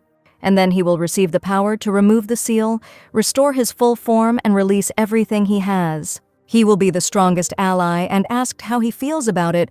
Is it tempting? Is he not interested in who he is? He may have been interested in his name and offered to make a deal, but Keller categorically replied that he didn't care. The voice worriedly thought that he should have agreed already, but seriously rejected it because his wife said so, and it was true. The last phrase gave the voice an idea, and it asked the gentleman if he wanted to return to his wife. Hearing the question, Keller shuddered, and after a pause answered that he wanted to return to her, even a day earlier. And then the brooch assured the boy that the deal was his best way out. If he were freed, the war would end in the blink of an eye. Keller became interested in this, and the voice assured him that he had no need to lie, otherwise he would remain here if they did not make a deal. Besides, even being a full-fledged spirit, he will be attached to it, the voice from the brooch said. But whether he was ready to make a deal, the boy thought, and asked if he would provide it in writing. The spirit asked in surprise where he learned this. Keller answered, obviously from his wife. As a result, they concluded a written agreement. Now Keller was in business, and the spirit breathed a sigh of relief. The brooch, floating on the hand of the heir of Venua, was illuminated by a bright light and presented itself as Ivrit, the spirit of the king of fire. And now he, Keller Venua, had to pronounce his name, and the boy said that he was making a deal with the Hebrew. As soon as the deal was made, waves of light rushed into Keller's hand, illuminating the entire chamber with a bright light. The next moment, maroon wings appeared from the light, feathers flew apart, and ears became visible. Is this the spirit of the king? Looking at the small animal with golden eyes that appeared before him, Keller asked who it was. The creature raised its paw and joyfully exclaimed that he was none other than the king of spirits, Lord Hebrew. Keller felt cheated, but Hebrew explained that he looked like that now because he didn't have enough strength. He held a small animal in his hands, and Hebrew said that by absorbing its mana, he would become more and more majestic. Keller sighed heavily with mixed feelings, thinking, maybe he could trust him. Oh, how he missed his mistress. 4 years had passed. Eleanor spent time with the children from the orphanage, but Marie informed them that it was time for them to go. It turned out that it was already so late that Helen asked the servants to continue in the carriage, promising to come soon. As she was about to say goodbye to the children, Eleanor turned around, but then a girl called out to her and asked her to take the flowers. The girl squatted down and, stroking the baby on the head, thanked her for the gift and also asked her to take care of herself. Eleanor walked towards the carriage, enjoying the scent of the flower she had been given, when she suddenly felt something was wrong. Pain shot through her wrist and the girl dropped the flower, looking worriedly at her hand. In fear, she wondered why this had happened now, a disease that turned the body into stone. In the original story, Eleanor attempted to poison the princess with a potion that would turn her body into stone. And as punishment, she was struck with an incurable disease with the same symptoms and died. In Romanen, the symptoms only showed up when Keller returned and she was banished, so why now? Why, Eleanor thought, trembling with anxiety, pressing her hand to her chest. What if she died before Keller returned? And from that day on, she immediately began to look for a cure, asking Cirque to buy all the herbs that exist in the world. She collected and studied all the books about herbs. The girl consoled herself, thinking that she would quickly find a cure. However, day after day passed, and the medicine still could not be found. There was no strength left, and bitter tears dripped onto the table. But Eleanor could not come to terms with such a fate, and with a huge burden on her soul, she wiped away her tears. She consoled herself with the thought that she would definitely find a cure, and then she would greet Keller with hugs and a smile. Even when she was simply walking in the garden, her thoughts were occupied with searching for herbs to treat an incurable disease. Anna noticed that the lady didn't look well and asked if she was okay. "She was okay," she replied with a forced smile. The girl thanked the maid for her concern, and she herself, sighing heavily, looked at her wrist. The disease gradually progressed. 2 years have passed since its onset, and she still has not found a cure. Eleanor was worried that she would die just like the real Helen, but suddenly something caught her eye. She asked Anna what it was, and she replied that it was the herb she had said she wanted to examine separately. Besides, it was constantly growing, so she periodically collects and saves it, Anna reported. Helen thought she had seen it when she was researching red ginseng, but she had never studied it, so she asked Anna to bring everything she had collected. This burgundy clover was not in any book. Perhaps it will lead to a cure. Having created the potion, Eleanor poured it into cups as tea and decided to start with green tea brewed from the stem. Looking at her reflection in the cup, she worriedly hoped that it would work and drank the medicine. After the glass was empty, Eleanor froze, giving the medicine time to take effect. However, as expected, nothing happened, she thought with a grin, as suddenly her finger moved. Finally, she thought with enthusiasm, the paralysis was still there, but the condition had clearly improved. She had found a cure. Who knew it was so close, and if so, she should drink some red leaf tea too. It was more concentrated than the stems, so the effect should be better, although it looked scary. It was a bit scary, but Eleanor smiled and thought that as long as it worked, there was nothing to worry about. But as soon as the drops of medicinal tea hit her throat, Eleanor fell off the chair, unable to breathe. When her breathing returned to normal, Helen saw blood on her palm, and her hand trembled with fear. She placed her diseased hand on the floor. The poison test was clean. Maybe it was a toxin that was not detected. Eleanor was thinking about this, but suddenly realized that she could feel the fingers of her left hand again. The stem had already relieved almost all of her paralysis symptoms, but after drinking tea from the leaves, she felt all of her fingers. However, she was worried about coughing up blood, but this was the best result she had seen, and since it was not painful, it was worth just observing. But if she coughs up blood like this every time she drinks red tea, then everyone will definitely be alarmed. And so Eleanor decided to keep it all a secret. But in any case, she could now sleep soundly knowing that there was a cure for paralysis. And then she decided to hide the blood-stained handkerchief in a chest of drawers, thinking that no one would find it that way. After she found the antidote to her illness, her mood improved and even her body condition improved. Humming a tune to herself, Eleanor asked Anna to bring the plants they had planted earlier. The maids Anna and Marie were glad that their mistress had regained her spirits and felt relieved by this. And all because the girls noticed that Helen looked depressed for some time, and it worried them. But Marie was glad that she felt better, and Helen asked Anna to do the cleaning later. While cleaning, Anna arrived in Eleanor's room and noticed the edge of a piece of fabric peeking out of a dresser drawer. She immediately realized that the lady had forgotten her handkerchief again and decided to bring it to her. However, when she opened the box, she was horrified to discover that the handkerchief was stained with her mistress's blood. If the army was not careful, their forces could be destroyed, and the knights suggested that the Lord think more carefully about the plan. However, Keller was serious and said that there was no time to think, announcing that they would attack the kingdom of Urta tomorrow night. The man wanted to put an end to this damn war. He was usually calm to a frightening degree. And now his subordinates were frightened by his sudden change. Byrne asked the master to think again. And another asked the commander if he believed the words of that woman.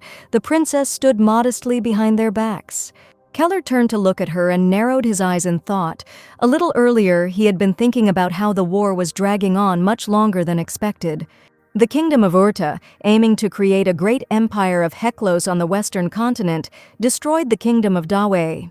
This was a key route to the west, and so they moved forward, the imperial court and temple recognizing the importance of the situation.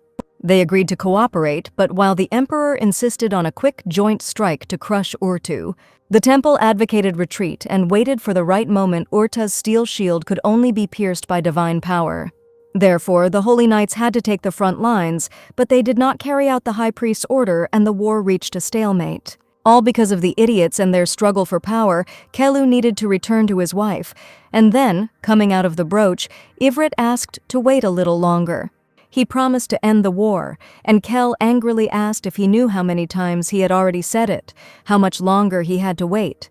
Hebrew insisted on a few days, and then Keller impatiently fed him mana, telling him to eat and grow faster. Hebrew growled this was a forced mana consumption that wouldn't make him grow any faster. He had waited for years, and now he couldn't wait just a few days? Why was he so nervous today? Keller froze. He clenched his fist, remembering the knight's conversations about his wife cheating on one man, but no matter how arrogant he was, it still sucked. Another committed suicide, others received news, but there was no news from the Venway estate, although Helen promised to write. And so Keller was afraid that she had forgotten about him, because during all this time, he had not received a single letter. What if she married someone else? Ivrit was amazed that he was so afraid of this and sighed heavily. Holding her by the chest, he lamented that it was even worse. She could die. Ivrit noticed that he was already writing a whole novel. These words infuriated Keller, and so he told Ivrit to get out, because he was only causing noise. Hebrew returned back to the brooch with a teska and words about how he was nicer when he was smaller. Suddenly, out of the blue, Keller heard strange voices from above saying that the princess had escaped. And raising his head, he saw a girl flying towards him through the portal with an alarmed look. Keller watched the scene with his mouth open in surprise, while voices shouted in the background that the princess needed to be caught. Now she was saying that she really was the princess of the Dawei kingdom, and that the king of Urta was really coming to their castle tomorrow. She sadly reported that he said that he wanted to take her himself, because she was given to him. The knights looked at each other warily, and then Byrne asked how she opened the gate. And then the girl pointed to her bracelet and said that it was all thanks to him, that it was a memory of her mother. The people of Urta don't know about this ability, so they will continue to look for it, but then the girl burst into tears, remembering her mother. The knight felt sorry for the princess, only Keller was calm and exhaled and turned to Byrne. The man responded immediately, and then Kell ordered him to stay with the woman until tomorrow and keep an eye on her. Byrne, taken aback by this, said that if she was telling the truth, then they would have to change the plan. Keller, heading for the exit, asked if he really believed what she said. He was disappointed in him. Byrne apologized guiltily, and Kell angrily ordered that if there was no news by tomorrow, she should be killed, and the operation would proceed as planned. But be that as it may, now Keller has dealt with the people of the Kingdom of Denev and sat on the throne in anticipation. Putting his hand under his chin, he thought that the woman's words were true. The king of Urta should return in the morning. But then a man entered the hall shouting, no one came to greet them. Had Denev's dogs gone crazy? Keller rose from his throne and, drawing his sword, told the king of Urta, Felix II, that he was late. The man froze. Pointing his finger at the stranger, he anxiously asked who he was. But then Keller swung his blade.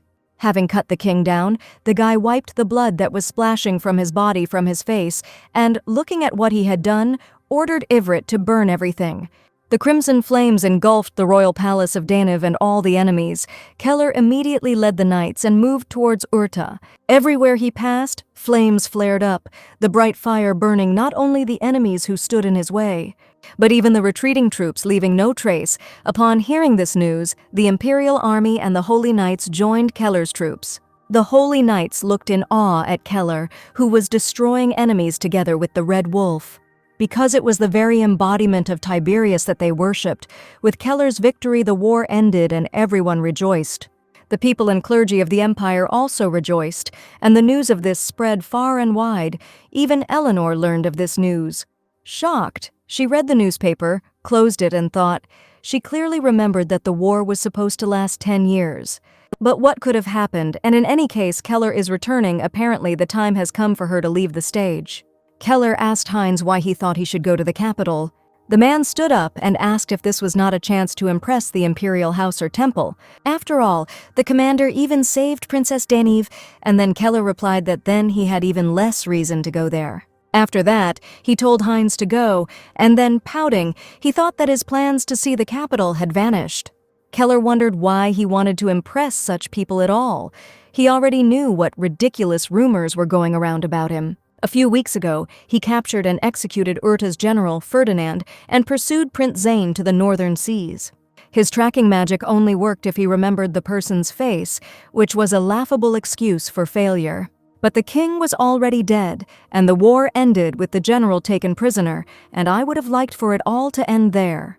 In the temple they claimed that the god Tiberius had shown his power, and they began to call him the child of the god, after which real madness began. When it was discovered that the princess's bracelet was a lost holy relic of the temple, she decided to give it away. And in the temple they began to praise her for this and went further, linking her with him, spreading absurd rumors. It's funny, so she gave a bracelet.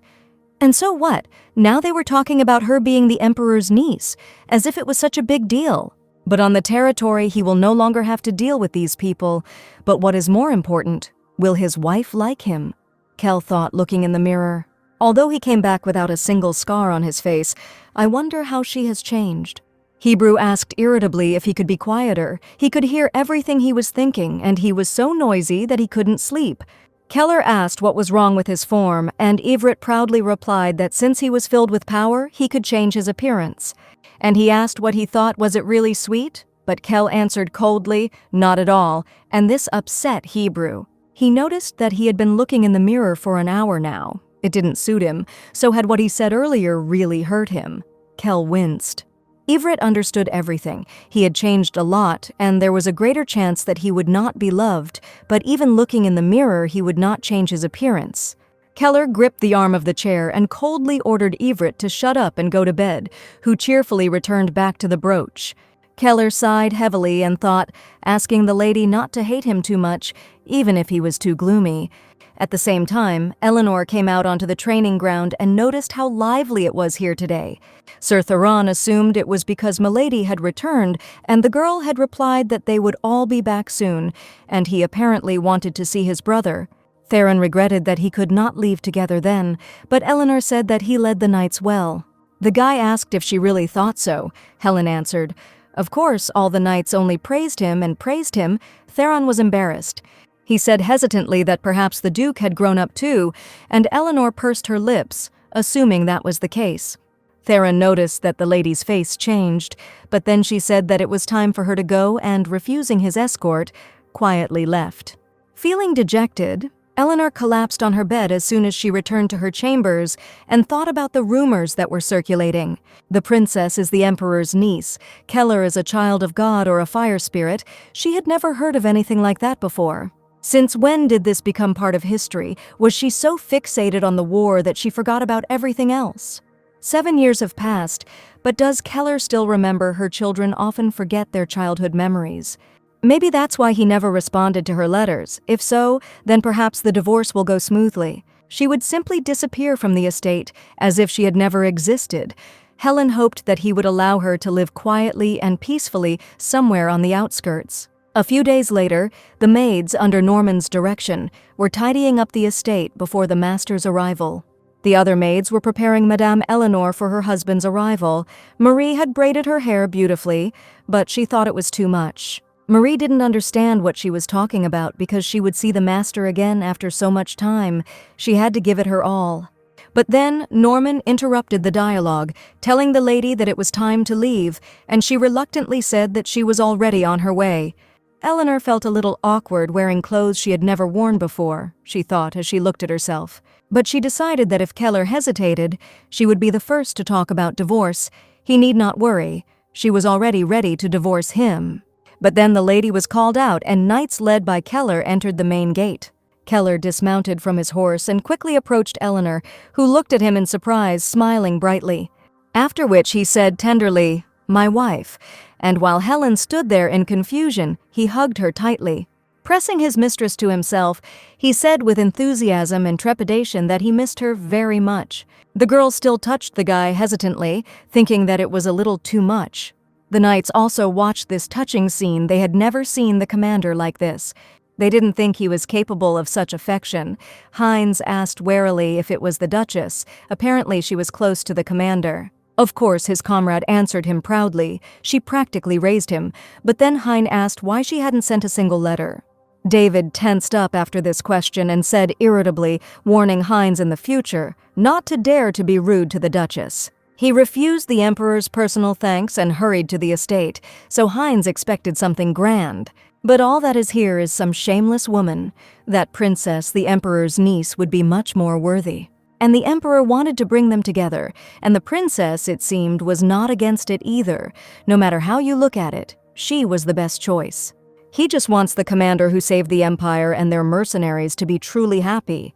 The only one who could melt his cold heart was the princess, he reasoned in all seriousness. It's not this woman, who may have squandered his fortune single-handedly, who is so annoying. The servants watched the reunited spouses with emotion and tears, thinking how poor their mistress was. They understood everything about their mistress's condition on the day when Anna found the bloody handkerchief and could not hold back their tears. They had heard about the lady's incurable illness and imagined how she had suffered all this time because of it. The ladies were wailing about what to do with their mistress, but then Norman asked everyone to calm down. He rightly noted that tears would not help them, so they should try not to grieve in front of her. There had to be a reason why she kept all this a secret, so for now they had to be careful and not show it to her. After a long time of being held in her husband's arms, Eleanor asked to be released, and Keller gently did so, placing his hands on her shoulders. The girl modestly and in some sense sadly lowered her head, saying that he had been through a lot. Keller seemed to notice his wife's strange state and was about to ask her about it, but then they were interrupted. All the household came closer, crying. Marie sobbed, rejoicing that the master had returned safe and sound. Norman could now die without regret. Eleanor asked Norman to lead the knights to their quarters and tell them of the banquet that would take place in a few days. And then she turned to Keller and, holding out her hand to the boy, assuming that he was tired, called him to go inside and rest. But then Keller took Eleanor's hand in surprise, noticing how small her hand was in fact. Helen thought. It was his hand that had gotten bigger.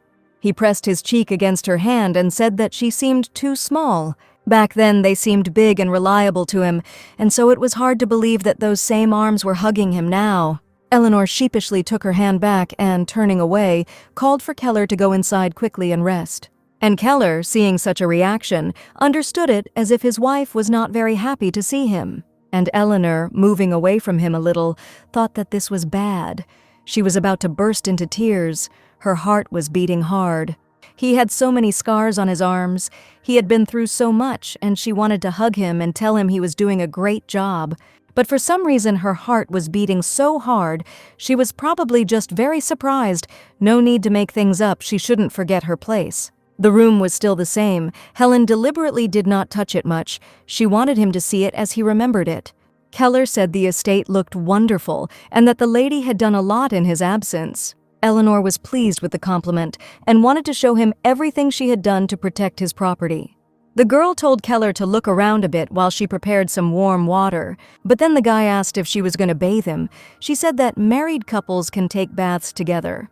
And approaching his mistress's face and looking into her eyes, he smiled and asked if she remembered this. Yes, that was it, the girl asked nervously, stretching out the sounds, and uncertainly answered that she remembered. And she herself thought with alarm. This was in childhood.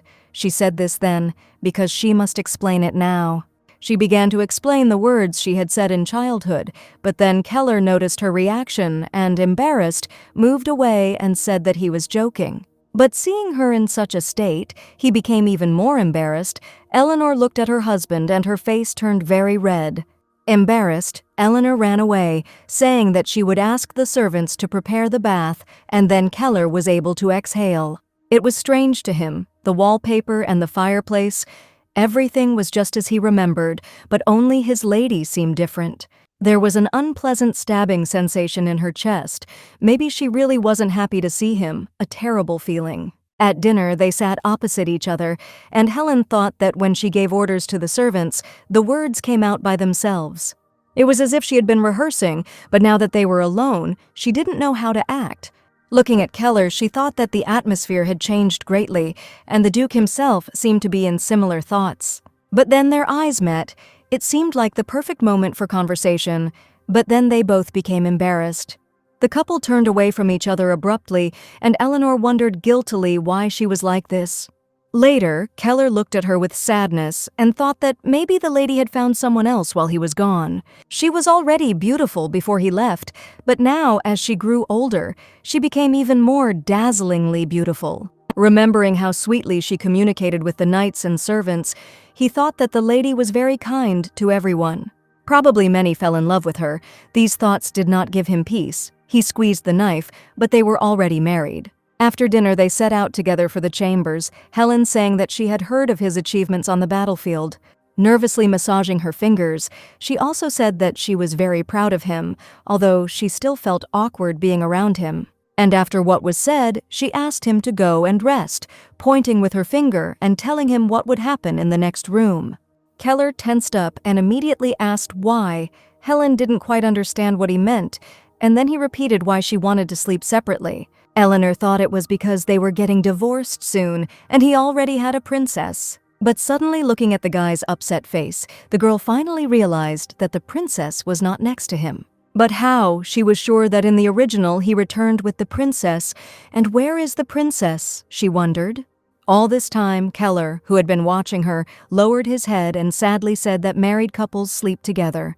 The man reminded her that it was she who taught him this. Asking if this was true, Helen was at a loss for words. He guessed, knew that she didn't want to be with him, and said bitterly, "She's not happy that he came back." Helen exclaimed in shock that this was not so, but Keller was convinced that she had not looked happy all this time. Turning around, he walked into the room, offended, and Helen ran after him, saying that it was a misunderstanding. She asked if he knew how long she had been waiting for him, and the guy asked if she loved him more.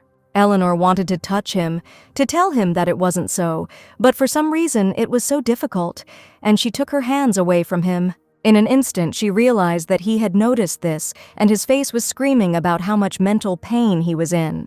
Helen made excuses, but then Keller asked if it was because he was not as nice as he used to be. Hearing this, the girl froze, and Keller, hugging himself, said that it was because he had grown too much. That's why she doesn't look happy. Eleanor's stunned expression was hard to put into words. Waving her hands excitedly, she said that this was not so, and explained that they simply had not seen each other for many years. When she first sent him away, he was still a child, and now he came back as such a handsome man.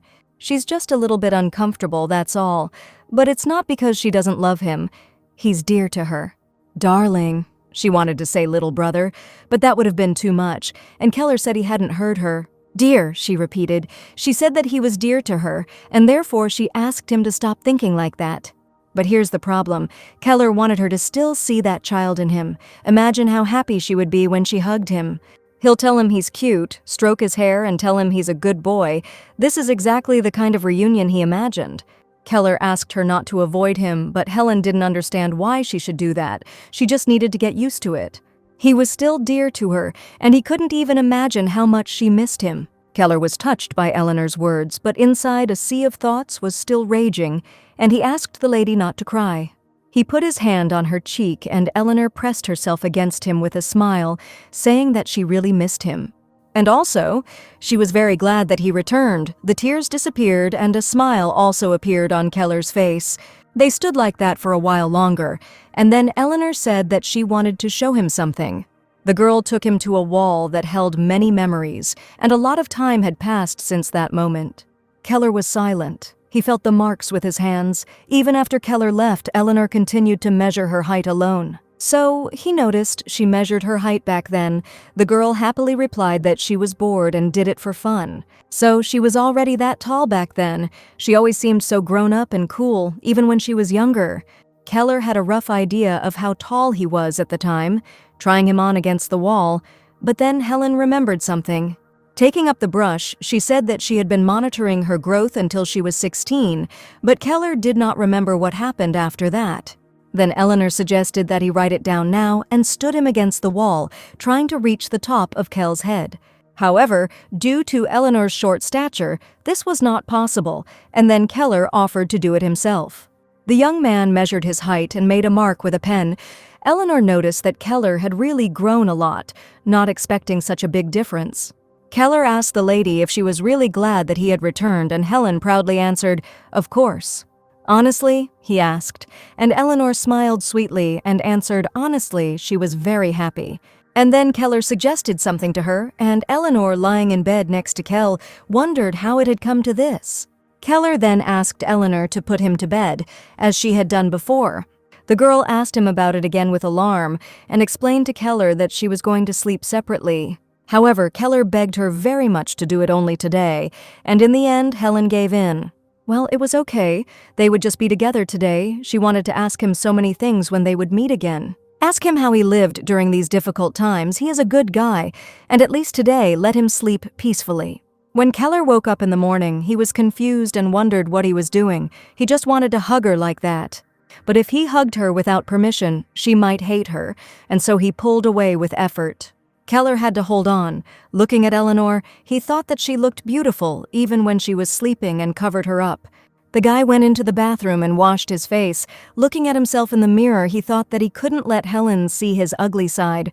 But as soon as the guy was about to go back to bed, he saw Hebrew waiting for him on the pillow and asked where he was so early in the morning. He became angry and whispered to ask if he was leaving, and Everett replied that he was there to see him, and so he just came to see what the man who once saved his life looked like. Keller was infuriated by this and rudely told him to get lost. Everett was shocked that he forbade him to see his savior. But having collected another warning, he flew out the window saying that he was leaving, but not because he was afraid of him, but because he was going to leave anyway. After watching his companion leave, Keller snorted and returned to bed with his wife. It was not long before Keller fell asleep, and the hour of Eleanor's awakening arrived. And waking up, as soon as she saw his face, she shuddered out of habit and then jumped up screaming. Eleanor didn't want to wear it, but Marie thought it was important. The dress looked absolutely gorgeous, but it was difficult for Helen to move in it. Despite this, Marie said that Mr. Keller was here, so she should look beautiful. The girl did not understand what this had to do with it. Come to think of it, even when Keller slept this morning, his skin was clear, maybe because he was the main character. Okay, she was more nervous thinking they might change clothes together, but Keller was tactful and walked out. Eleanor felt a little uneasy and thought that it was her fault that they did everything together as children. She should have told him that she would sleep in another room tonight. But then something caught Eleanor's attention, and turning to Marie, she asked what had happened to her. She seemed different today. Perhaps she had had a row with Sir Byrne. Marie wondered if it was really that obvious. They were always together whenever they had the opportunity, and when they were separated, she cried every day. They even had an emotional meeting yesterday, so did they really quarrel? Marie hesitated. She explained that it was not really a quarrel, not knowing what to say since she could not say that it was because of the lady. Worried and nervous, Marie told Eleanor that it was true. There was nothing serious and asked her not to worry. And she suggested that she was probably hungry, saying that she had already asked for food to be prepared for her. Helen thought that perhaps she really had imagined it all, and Marie thought that she needed to be careful and not show it. Now about the story that Marie couldn't tell, Byrne was worried about the gentleman's indifference because he wasn't like that when he was younger. True, Ohio was interested in Marie, and the knight confirmed this, saying that he was very naive and loving. Marie said, smiling, that if so, then perhaps their mistress could, but before she could finish speaking, Byrne interrupted her. He asked if she had heard of Princess Larissa of the Kingdom of Danev, who was the Emperor's niece. The knight confirmed this and said that he really hoped that she would be able to melt the master's heart. Marie was dumbfounded.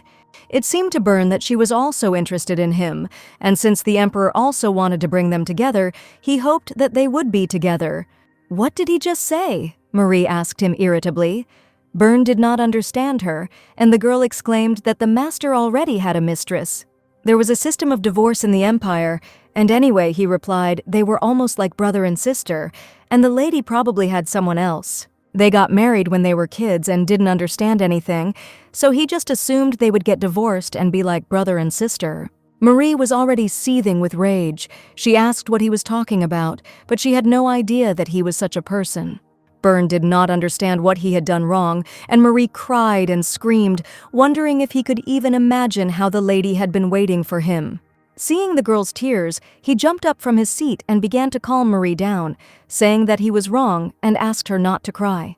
However, Marie did not tolerate such an attitude towards her mistress, and, raising her hand, she slapped Byrne with all her might. The girl was literally shaking with anger and spoke through her anger as if she apparently didn't know him at all.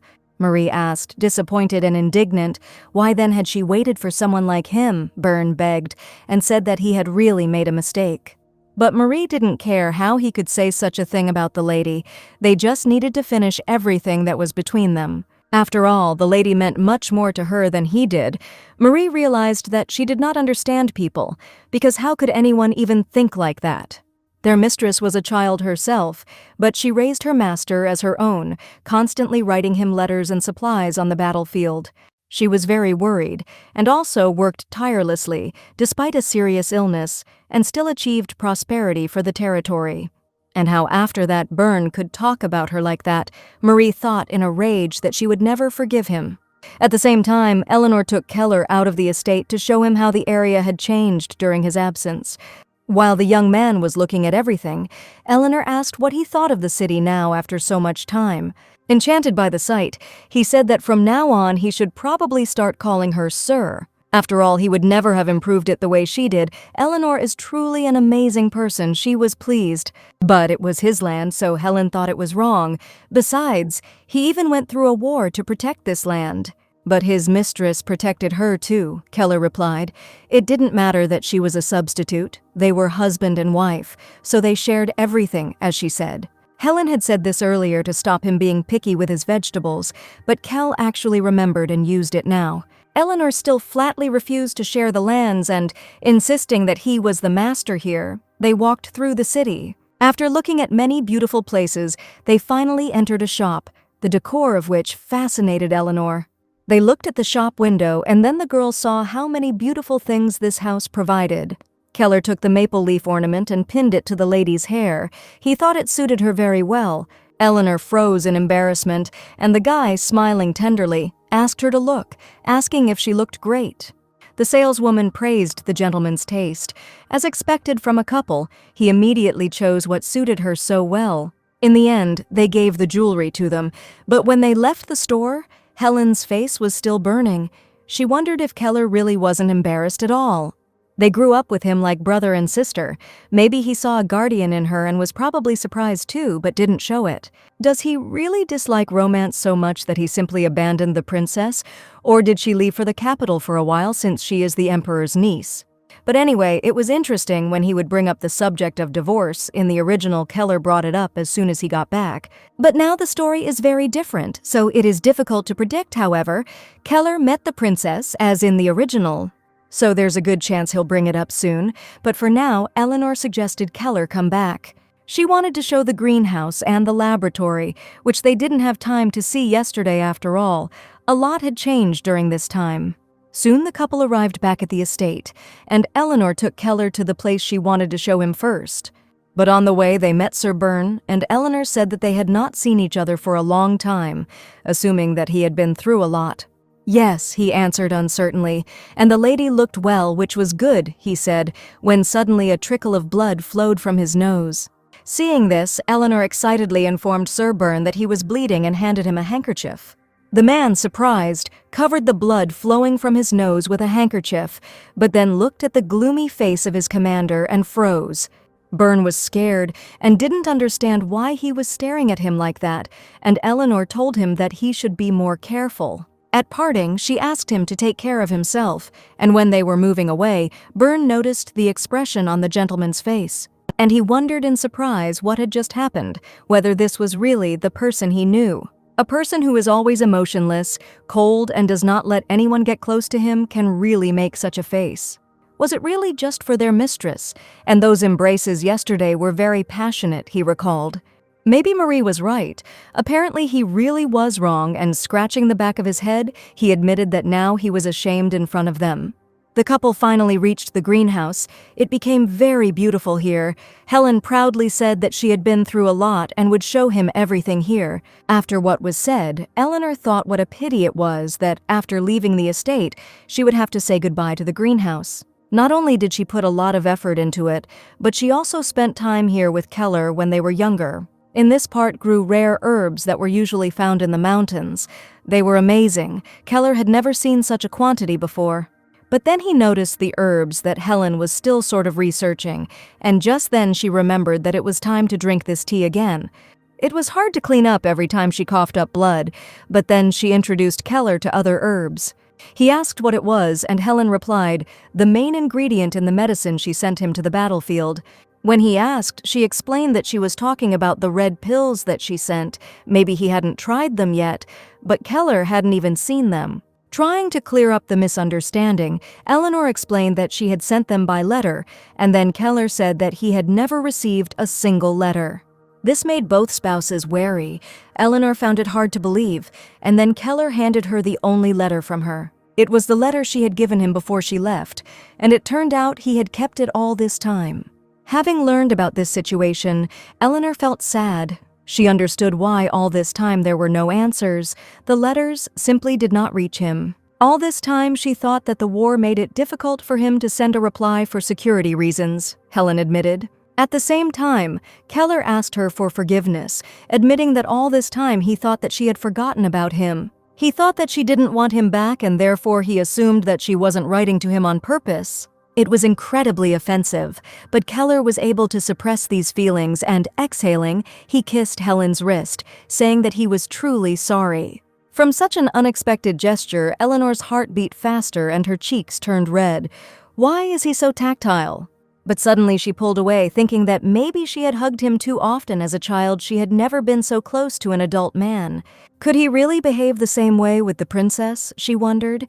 It felt strange, and she didn't remember how it was in the original. However, Keller was offended by his wife's behavior. She had already mentioned earlier that she was waiting for him, so why did she continue to retreat? Pressing his clenched fist to his chest, he asked if she felt disgust when he touched her. Helen did not understand what he was talking about. And Keller asked sadly if it was so unbearable that even a short touch from him disgusted my lady. She held his hand every day, and he didn't understand why she was doing this now. Eleanor was slightly taken aback. She did this because they were children, but now he had become a very strong young man. Of course, she would feel awkward touching him in any way, but how should she explain this to an innocent child? She could not say that such things were meant for lovers, him and the princess, and so she asked Keller to give her his hand. When the guy extended his hand to her, Eleanor asked if he remembered what she had said before, that she was just embarrassed because so much time had passed. She will get used to it, so she asked him not to say such things, because it is not because she does not like him, and asked him not to be upset. By the time the dialogue was coming to an end, Marie came running worriedly after the lady. And she reported that a letter had arrived from the temple. It was obvious that they were planning something now. Still, since the temple handles the mail, they might know what happened to those letters, and so Helen decided to check the contents of the letter. The letter from the temple stated that they would send an exceptionally skilled priest along with the commander of the Holy Knights to the Duchy of Manhwa, and that they would personally come to the castle to greet them. It was incredible that they were now showing themselves. Eleanor thought it might be related to the lost letters, which is why she came running so quickly. The Ticker Temple has found points all over the Western continent, including one in the Duchy of Manhwa. But after young Keller became the heir, the priests left, and the temple remained abandoned. And now, they suddenly seemed interested in this land, apparently wanting to make Keller the chosen hero of the god Tiber.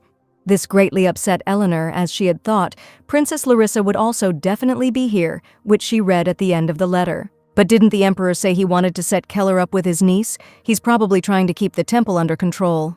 It was annoying how everyone was so desperate to use Keller, but with the princess, everything should be fine. Princess Larissa, the main character, and Keller, the main character, they are destined to be together. She is sure of it.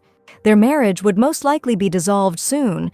She thought a marriage was only valid if it was approved by the temple. If the marriage was concluded in childhood, then it must be confirmed by the temple when both parties reach adulthood. After the second approval, the divorce process becomes much more complicated, but with the first approval, everything is simple. If they were going to get a divorce, now would be the time, but when would Keller tell her?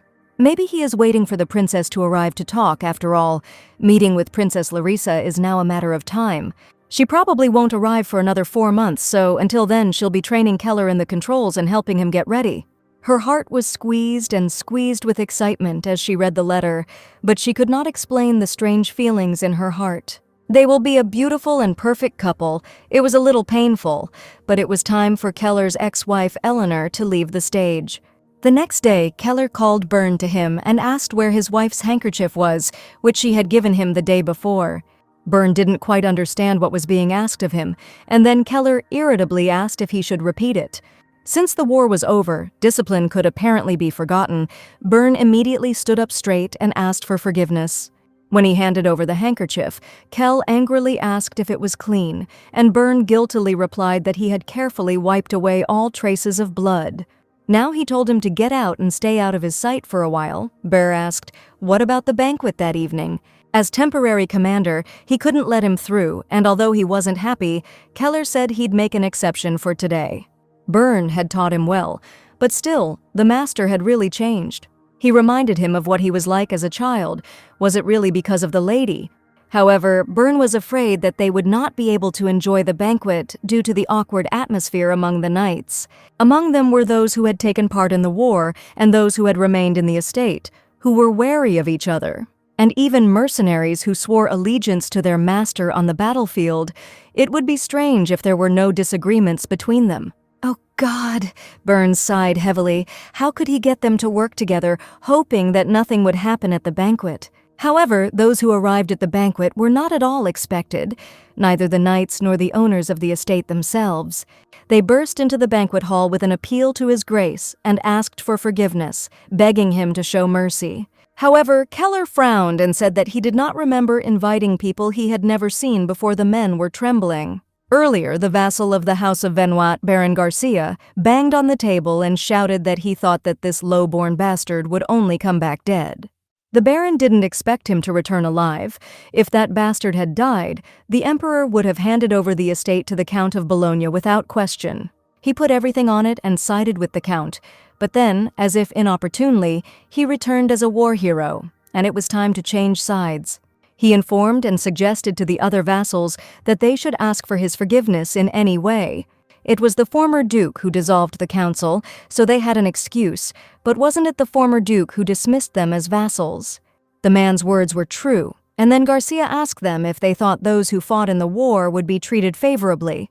Having voiced his question, it seemed as if an idea had dawned on the Baron, and grinning, he informed the council that he had a good idea. Now the vassal of Manhwa, Baron Bernard, who was already present at the banquet, told his lordship that those who did not fight had their reasons. And he asked if he could at least listen to them. Maybe they really were sorry, Keller asked. Vassal? Why should he waste his precious time listening to pathetic excuses? The men who came to ask for forgiveness were shaking like a bath leaf. The boy seemed very frightening to them. Bernard tried to convince his lordship by saying that they were still vassals of the House of Manhwa. And then Keller asked him if they would allow the banquet that his wife had prepared to be spoiled. And this is for the sake of those egoists who came only for forgiveness. Bernard had no words. His hands were also shaking with fear. But suddenly he exclaimed that they too had sworn their allegiance to him and asked to give them a chance. Then Keller called out to Byrne. The guy was tired of fighting with people who did not understand words and ordered them to be removed from his house. But then Eleanor stopped her husband in mid-sentence, placing her hand on his. Keller turned to look at Milady to see what she wanted, and Eleanor shook her head. Due to the vassals that appeared out of nowhere, the knights were unable to enjoy the banquet, even though it was meant for them. And yet the timing was not ideal, but she had long been hoping that the vassals would come to apologize. She didn't like them, but she wanted Keller to be openly acknowledged. Of course, Keller's achievements were so great that he didn't need it. But still, the expansion of Keller's influence will not hurt. The imperial family and the Council of Nobles will definitely try to use it. While Eleanor was thinking about this, Keller also managed to think everything over and, in honor of confirmation, he locked Helen's hand and his own. The Duchess, who had not expected such a gesture, almost screamed and blushed, looking at Keller with embarrassment. And the Duke himself calmly and confidently said, "It's good that he at least heard their apologies." The vassals rejoiced. While they joyfully worshipped and thanked Keller, each introducing themselves to him, Eleanor was restless. She thought with embarrassment that she couldn't bear it. He was holding her hand in front of everyone, and he wasn't even going to let go. Soon, Eleanor gave in and acknowledged his victory, but immediately became tense, wondering what the reason was. She thought that Baron Bernard, who fought alongside Keller, would be against the other vassals, so why was he on their side? However, the answer did not take long to come, as at a personal meeting, Baron Bernard stated that he could not recognize her as the Duchess of Manhwa, and asking for forgiveness for saying such things, he asked that she divorce Mr. Keller as soon as possible. The council greeted Baron Bernard from the war in a friendly manner, sincerely glad that he could greet both him and his lordship. Baron Garcia burst into Baron Bernard's house and now kept repeating this, which to leave when he had finished. But he continued to say what a wonderful man his lordship had become. So wouldn't it be right to meet the new Duchess as well? This crazy daughter of Count Maclair as the wife of the hero of the Empire is simply outrageous. The one who had not even taken part in the war was now pretending to care about his lordship, but still there was truth in his words, the Baron thought. The girl who had never sent a single letter while her husband was at war, Garcia saw the Baron give in to his words and grin. And so he said that he had heard that Baron Bernard's granddaughter was very beautiful and intelligent, and that the Duchess should live up to that standard. These words gave impetus, and now Bernard met with the Duchess with a statement, saying that his lordship needed strong support nearby. So if his granddaughter becomes a duchess, she will be able to be of great help, and he will, of course, recognize her efforts to develop the lands. His lordship hadn't even received the official temple seal, so he was essentially saying that Eleanor was unsuitable and should leave, a ridiculous statement. That's why the Baron sided with the vassals. If she didn't intend to get a divorce, they would officially bring it up for consideration by the council. Eleanor raised her eyebrows and asked if this question really required the approval of the vassals. They might get divorced one day, but she wouldn't let Keller be manipulated like that, and she doubted his granddaughter would help his lordship. The words about his granddaughter hurt the Baron, but of course she was still more useful than anyone from the Maclair family. She didn't mean herself. But hadn't he heard that the Emperor was considering Princess Larissa as a match for His Highness? Keller already had a leading lady, a princess, so he couldn't hope for this, Eleanor thought indignantly. And she was also the Emperor's niece, so the words that the granddaughter of a simple vassal would be more useful are just nonsense. While Bernard was stunned, Eleanor exhaled. She thought it would all be over when Keller returned and signed the divorce papers. And then she told the Baron that she was sure he understood that none of these remarks should be addressed to her, the Duchess. "It's so disrespectful," she said with a sigh, asking if perhaps this place was too high for his granddaughter. "Moreover, bald guys are not allowed to enter, so leave. It is clear that Princess Larissa is destined for Keller." Things were taking a strange turn. She didn't care when Keller was at war, the Baron thought, clenching his fist. And now she pretends to be worried, but she is no different from Baron Garcia, too impudent. After thinking it all over, the unpleasant man finally said that the more he thought about it, the more confusing it became. He asked if she thought she had any right to worry about his lordship, and Helen frowned in indignation and asked what he was talking about. Suddenly, the bald man jumped up from his seat and shouted that she hadn't thought about him for so many years, so how dare she give him advice now? He was shouting that she didn't deserve to be a duchess when Keller burst into the room and angrily asked what he was talking about. The Duke asked Baron Bernard who he was to say who might be the duchess. Bernard, worried and stammering, explained that he had said this only out of loyalty to him. Now, he was shouting that she didn't deserve to be a duchess when Keller burst into the room and angrily asked what he was talking about. The Duke asked Baron Bernard who he was to say who might be the duchess. Bernard, worried and stammering, explained that he had said this only out of loyalty to him as a vassal. The man wondered why his lordship was protecting this woman and why he was angry, and Keller clenched his teeth and pulled out his blade. Unable to tolerate such treatment of his wife, Keller swung his sword at the man, causing him to fall on his backside in fear. Bernard stuttered and asked for mercy for his lordship, asked him to calm down, but Keller was furious. The Duke swung at his vassal a second time, but then Eleanor came up to him and tremblingly asked his lordship to calm down. She was so afraid she couldn't even look him in the eye, and realizing that he had frightened his wife, Keller threw the sword to the floor. He turned to his milady with care and tenderness, and Eleanor sadly squeezed his hand in hers. She thought that this was nothing to be angry about, but he got so mad just hearing the end of the conversation. If he had heard everything, Baron Bernard would already be dead, but then Heinz burst into the room asking the gentleman what had happened. Looking around at all this mess, the mercenary wondered what had happened here to create such a mess. The man immediately began to blame the woman for everything, while Eleanor turned to Bernard and asked if he was okay. Heinz thought she was trying to manipulate the commander into exiling Baron Bernard. Unbelievable. Eleanor told the Baron that that was enough for today and that he could go. But then Bernard met Keller's gaze and shuddered. Keller Venois looked at him with such a murderous gaze that Bernard began to panic again. At that very moment, the Baron jumped up from his seat and, running away in fear, said that he would come next time. Heinz noted that the Baron looked pathetic. Why didn't the commander just get rid of this woman? The Duke was still angry with the Baron, and turning rudely to Heinz, she ordered him to leave immediately. The man obeyed the order, but turned around at the end, thinking that the commander had changed a lot because of this woman. They couldn't just sit back. Once the princess arrived, he had to find a way to bring them together. Maybe then the commander would be back to normal. If he wanted to punish the vassals, then he should have done it officially through the court, Helen said, looking at the floor in confusion. She said sadly that on the battlefield everything could have been different, but they were on the estate, and he was the master. Keller was afraid to touch Eleanor, thinking that she must be very scared because of him, and so he was the first to make contact, smiling and apologizing to Milady for frightening her. Eleanor raised her head to look at Keller, who admitted his mistake, and then she replied that she was fine and was almost not scared. However, Keller clearly saw that her hands were shaking, which made him realize that she was lying, and he continued, "The Baron insulted her." Helen didn't think it was an insult, but Keller interrupted her, saying that it was, and that he had been insulted too. The guy looked at her with concern and care, and she never thought that Keller would care about her so much. Calming down, she took his hand and said that despite this, he was the one who supported him on the battlefield.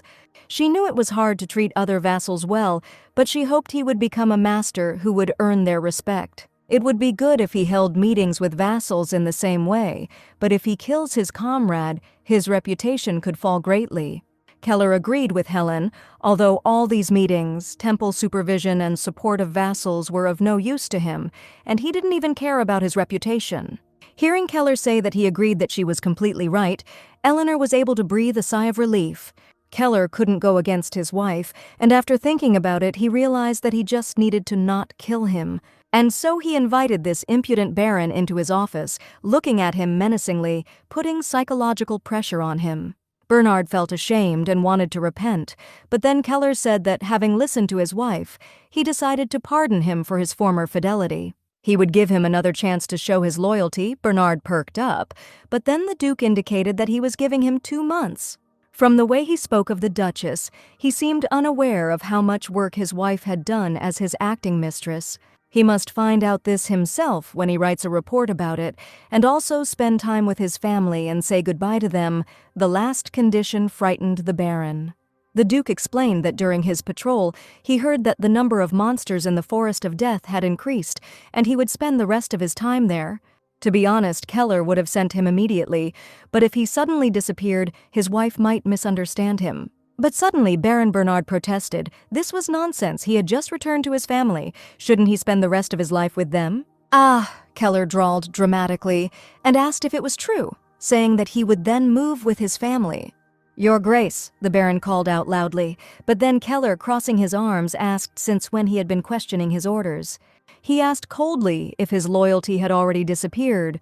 If he hadn't just acted as if he was ready to die for him, the Baron resigned himself. Coming out of the Duke's office, Bernard turned cold and fell to his knees, thinking in horror that he had just returned. How could his lordship treat him like this, when suddenly it seemed he realized that it was the witch duchess who had enchanted him? She said she made strange potions. She must have used one on him, otherwise his lordship would never have sent him away. What the hell? He should have immediately investigated the duchess's case, the Baron thought with hatred. And if his lordship and Ariana got closer, then he would come to his senses. In any case, it was necessary to act quickly.